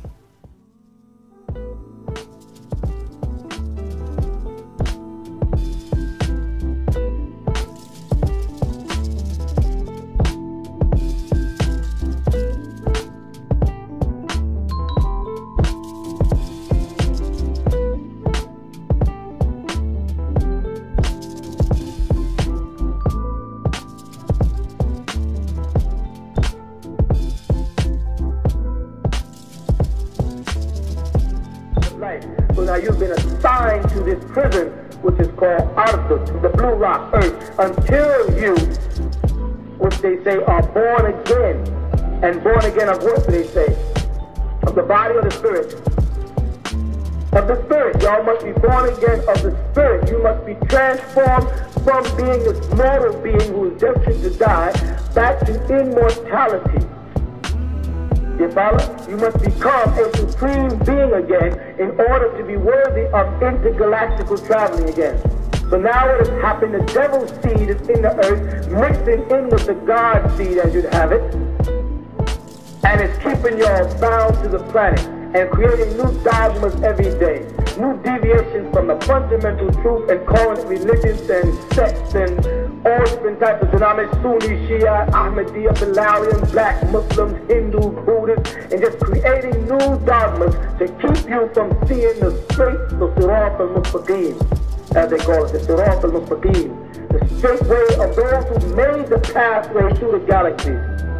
The Sirat but they say in the Quran, اهدنا الصراط المستقيم صراط الذين أنعمت عليهم غير المغضوب عليهم ولا الضالين. They're telling you, I want to be guided. اهدنا الصراط المستقيم. I want to be guided that way. I want to get back out of here. صراط الذين أنعمت عليهم. You know what I mean? That Sirat of those who you have given your grace, Allah Ta'ala. غير المغضوب عليهم ولا الضالين. I don't want to be like those people who got the everlasting curse, who's damned to this earth forever. Wala Darleen. Or those who deviated off that path that was leading from Malakut to Nasut and went somewhere else. Or as they translated in modern times, have left the path of Deen al-Islam and went into other denominations of thought. And you deviate from the path of Deen al-Islam when you deviate from the path of Millah Ibrahim, when you deviate from the religion that Allah Ta'ala gave to the Prophet Adam, which was the way you should work your way back to Jannah to Eden, back out of this plane and back into Malakut, the domain of angelic beings from which most of you have come. But some people here have made an everlasting pact with Azazillah Tanush, this being who ruled who tried to overthrow Mikael in Malakut prior to the birth of your planet. As a result of that, was cast down. Some mortals have succumbed to him and begin to worship him in a subtle kind of way. One of his names is God. And they've taken and called Allah God and Jehovah God and Il-Akhirah, etc., etc., etc. You follow? So you just happen to touch on a very sensitive subject. And y'all are I am here to try to bring you all back to that teaching. But I got to start with what you understand. I got to start giving you what you think you want, so you'll learn how to think on the level of what I have to give, or what you know you need. But I can't start by pouring out. I've been teaching for 20 years on earth, in and out, visiting in and out of here. Different beings speak to you at different times through me, trying to answer all of y'all's questions to prepare you for the real knowledge, the real information that you have to have after you get through wobbling in how great you are and how you got here and how you're Abraham and you're Keita and you're this. When you finish all that ego tripping, then I can get down to teaching you the truth about things and prepare those who are supposed to leave here, to prepare so when the ship does come, they can go. You follow? And I know that sounds crazy, but he wants to make me sound crazy. That's why he made movies like Star Trek, because he knew this knowledge. The devil, Iblis, he knows these things. And that's why he saturates the television with a bunch of things like fiction, so that when the final truth comes, I say, your whole concept of religion in the Bible is wrong. You don't even know what you're talking about. You're talking about intergalactical beings. You're not talking about angels. You're talking about the ultimate source of all existence. You're not talking about God and Jehovah. Those are just expressions. When you say Allah, you're saying El-Hua, Yahoo, oh, he who is. And you cannot define him while still confined to this prison called the physical body on earth. And the master teacher was explaining that there are 9 dimensions. We are on the 3rd dimension. Okay? Most of the ETs, one of the things we taught is most of the ETs that human beings are coming in contact with are either on the 4th dimension, density level, 5th, or 6th. Many said between the 4th and the 5th. If you read the book, Are There UFOs in Your Midst? We'll put it up. That book goes into it. I think if you go to page...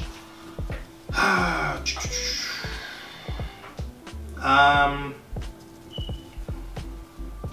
thought I had it, Mark, because I know that book does go into it. So, because it goes explicitly, yes, the page 107. Page 107. In fact, I'll read it. It's the 3rd paragraph. It says this. God consciousness, or the first stage being in the all, is started at the 4th density, up onto the 9th density. It is awe-inspiring to humans of the 3rd density. It is far more demanding to develop the full spectrum of awareness. It is up to the individual to create their destiny. And so he's talking about here that you don't even become aware of the higher levels of reality until you're able to tap into the 4th dimension. This is the out-of-body experiences that we talk about in so many of our lectures. You got to get to the 4th dimension before God consciousness takes effect. That's the realm of Nuwaupu. That's when you can tap into the higher vibratory forces of absolute nature. When you're on the 3rd density, because of the magnetic field on the planet Earth, it's blocking the greater reality of the universe, literally. That's what in Islam we call it Nasut, the realm of the mortals, the realm of the human beings.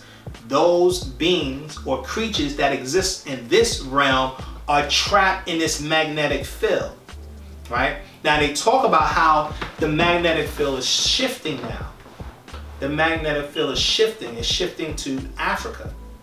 So in fact, we'll put up a video on that talking about how the magnetic field is shifting and it's weakening in Africa. It's like they said, it's hitting South Africa, it's hitting Zimbabwe, and what's happening there is the field is weakening. So what does that mean? That means more electromagnetic waves from the sun now is actually hitting that part of the planet more. So more ether energy.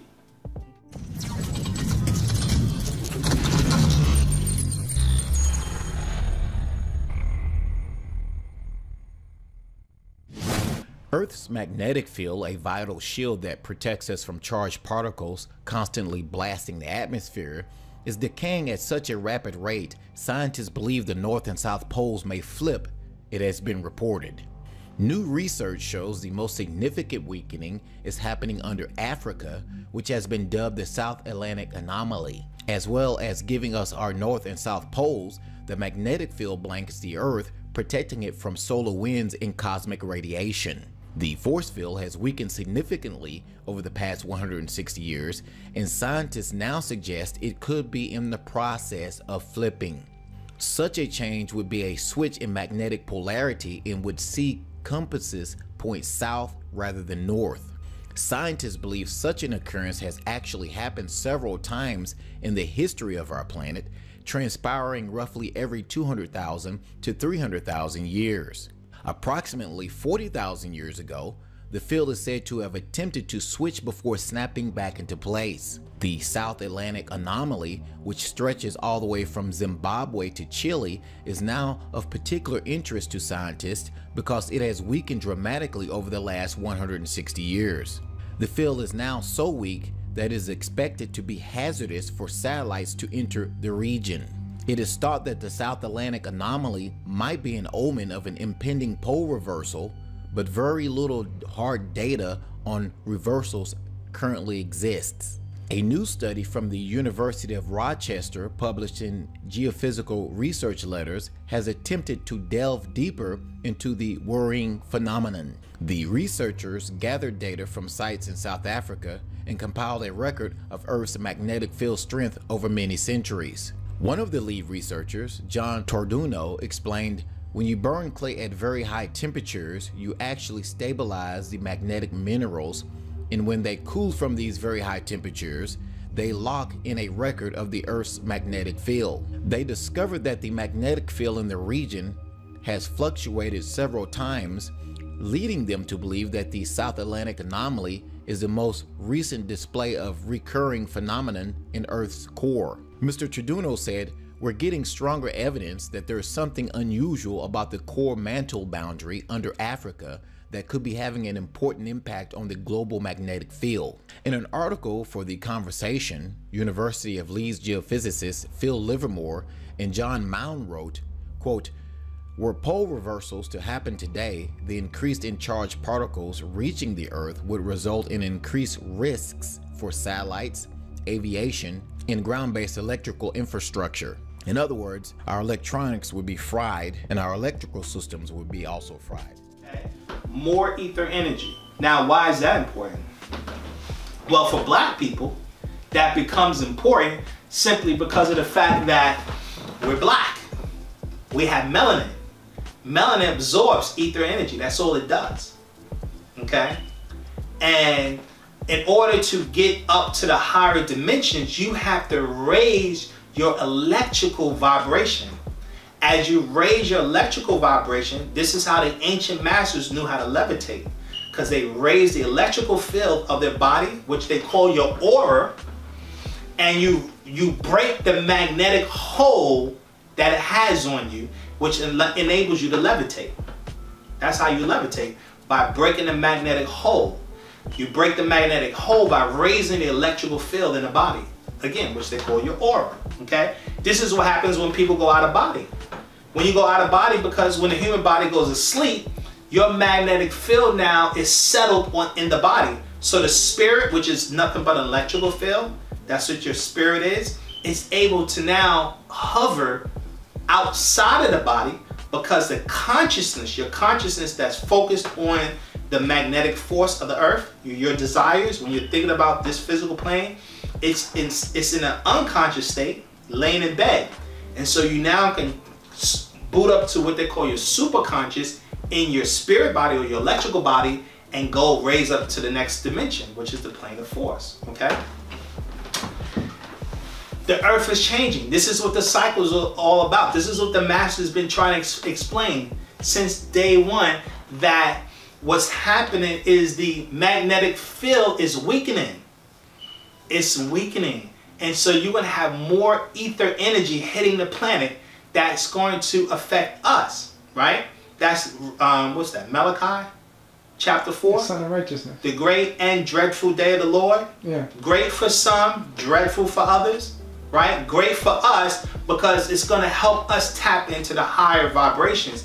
dreadful for others like the Mukasu, the Caucasian race, because they're gonna burn up.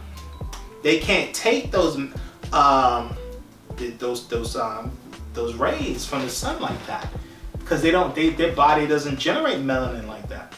But they're melanin recessive, so they can't live in, that's why they really can't live in Africa. So that's not gonna be good for them. That's why we said their cycle is up. It's ended. So that's what's happening, right? That's what's happening. Well, you guys can see that from all the data. But this phenomenon is a very,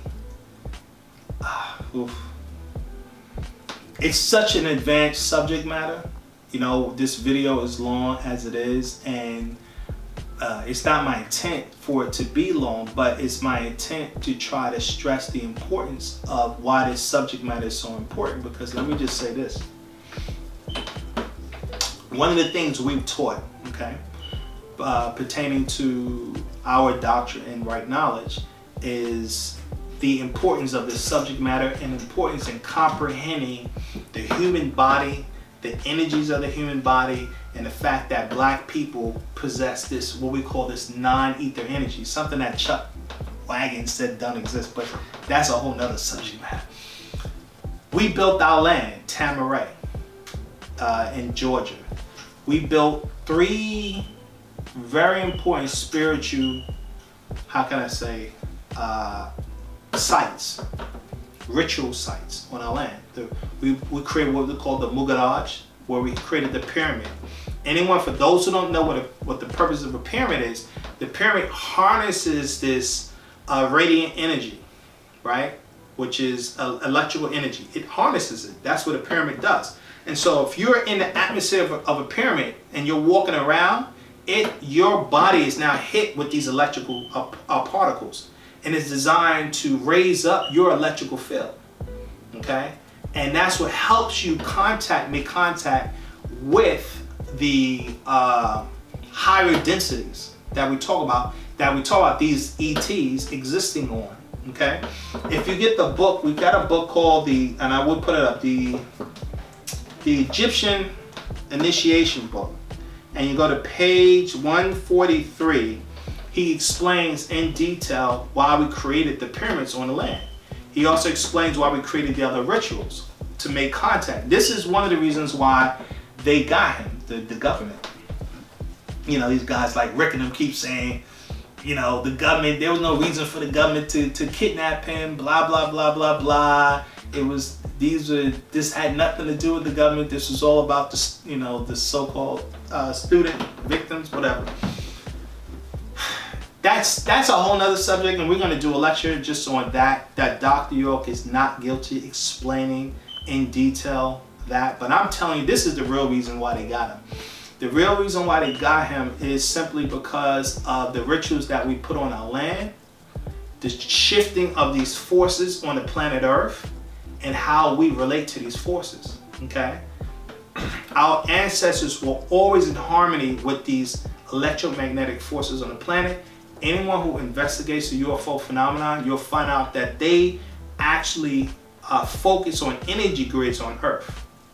That's how they charge their crafts, and their crafts they fluctuate, or they're able to power their crafts off of certain energy grids. I think we used to read that book, the 37 Parallel. 37 Parallel. Yeah, it's sure they call it the UFO highway. The UFO highway. Yeah, you have that. You have the 30. I believe the master talk about the 32nd one, the 32nd parallel. Also, it's another one. And when you study ancient monuments like the pyramids of Giza, the what they call Easter Island, you'll find out those are also energy grids.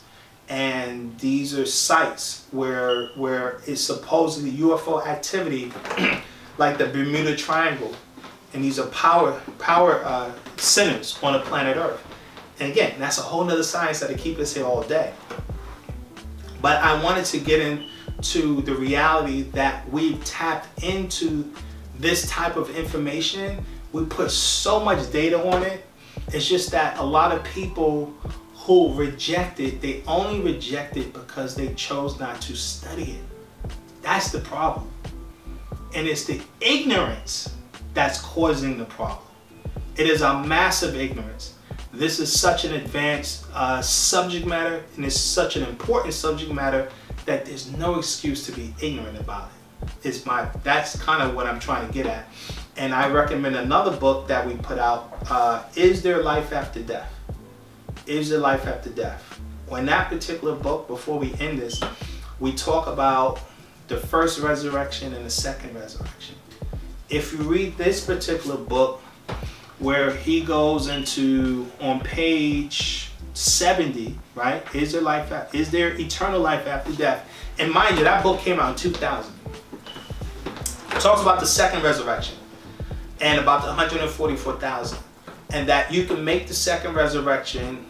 You can make the second resurrection provided if you was a positive individual in life. Okay, these are people who died. Their physical body died. Now your spirit body is on the third dimension, excuse me, on the spiritual plane, right? Which would be like the fifth dimension, right? And this is where judgment takes place. Now, people who've had near-death experiences will say they've seen their life flash right across their eyes, like some kind of screen comes up. Yeah. And this is really a judgment process where someone is now able to see whether or not they're able to move on to be able to exist in higher dimensional worlds, or they have to reincarnate back to a third dimensional planet, is what we're saying. And that's what you don't want to do, is have to reincarnate back, especially for a black person, to experience this type of hell that we're dealing with on the planet right now. But that's called the second resurrection, right? The second resurrection. Now, if you go into the same book and you start at page 78 and you read from page 78 to page 85, he talks about the first resurrection. And he tells you what you need to do in order to connect to these higher dimensions. Spiritual practices that you need to do to connect to these higher dimensions, right? To be a part of the first resurrection. Because being part of the first resurrection isn't just having right knowledge, okay? It's able to tap into those higher abodes, and you can't have your lustful desires bounding the body, because it's our lustful desires that keeps us grounded to the magnetic field of the planet Earth. That's the issue. You have to release that hold that this dimension has on you. And so we put out, again, so many books on this subject matter, and we're focusing a lot right now with the actual facts about the disagreeable ET. So I recommend people to look at that book I said before, The Atlantis, and another book called The Designer Genes. Other than that, I know this was a long video, but it was a necessary video. And I want to remind those out there that the work that we're doing is extremely important, and we can't do it without you guys' support. We can't do it if you guys don't subscribe. For those who are new, who choose to watch this video, thumbs up, right?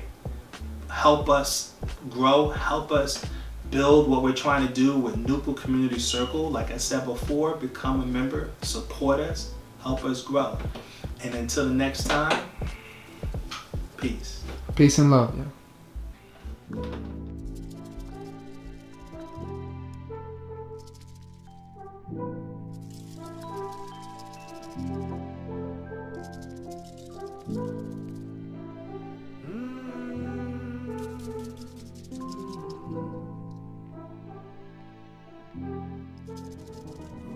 Some people say you don't have any proof that you could corroborate the evidence that you've been talking about over these years. What do you have to say to these skeptics and these naysayers about your testimony? Well, they're right. A deeper than black government program is designed to where everyone who goes in and participates, when they leave, they have no proof. They have nothing but a story, if that. Many of them are given psychotropic drugs while they're there to cause their memories to be a little wonky, and then they use blank slating technologies on them. So no one is going to come out and have a book or a manual taken from one of those programs and say, here is the proof. There's no way you can make it up one of the elevators or through the security checkpoints with anything. So, of course, there's going to be no proof. All there is cooperation between other people who are considered somewhat legitimate or legitimate whistleblowers. And historical evidence, along with people like William Tompkins coming forward, have definitely led credence, along with people like David Wilcock and Dr. Sala doing heavy, heavy research. Can you both delve into the different extraterrestrial beings that exist amongst us today and why there is no solid proof of evidence that they exist? Wow, yeah, the government at last report had admitted in, I think, Majestic type papers that there were 58 or so groups visiting us, with I think 3 or 4 main groups. The Ebens, which are a group that are peaceful and don't really meddle too much. And then there are the Greys, which we should talk about them being the tall Greys. The short Greys are really just androids or robots that are used by all of them. They all use them. And then you have the reptilians. Of course, we talk about that in Above Majestic. And then we have the Nordic types. The Nordic types have told us that they're from all different types of star systems, and there is more than one Nordic type. But what we found out recently is that one of these groups, at least, is us from the future. And there are other groups like this Nordic group. There is an African-looking group. There is a Polynesian-looking group. I think we're going to find very few of these extraterrestrials are Caucasian or blonde-haired, blue-eyed, like a lot of people depict.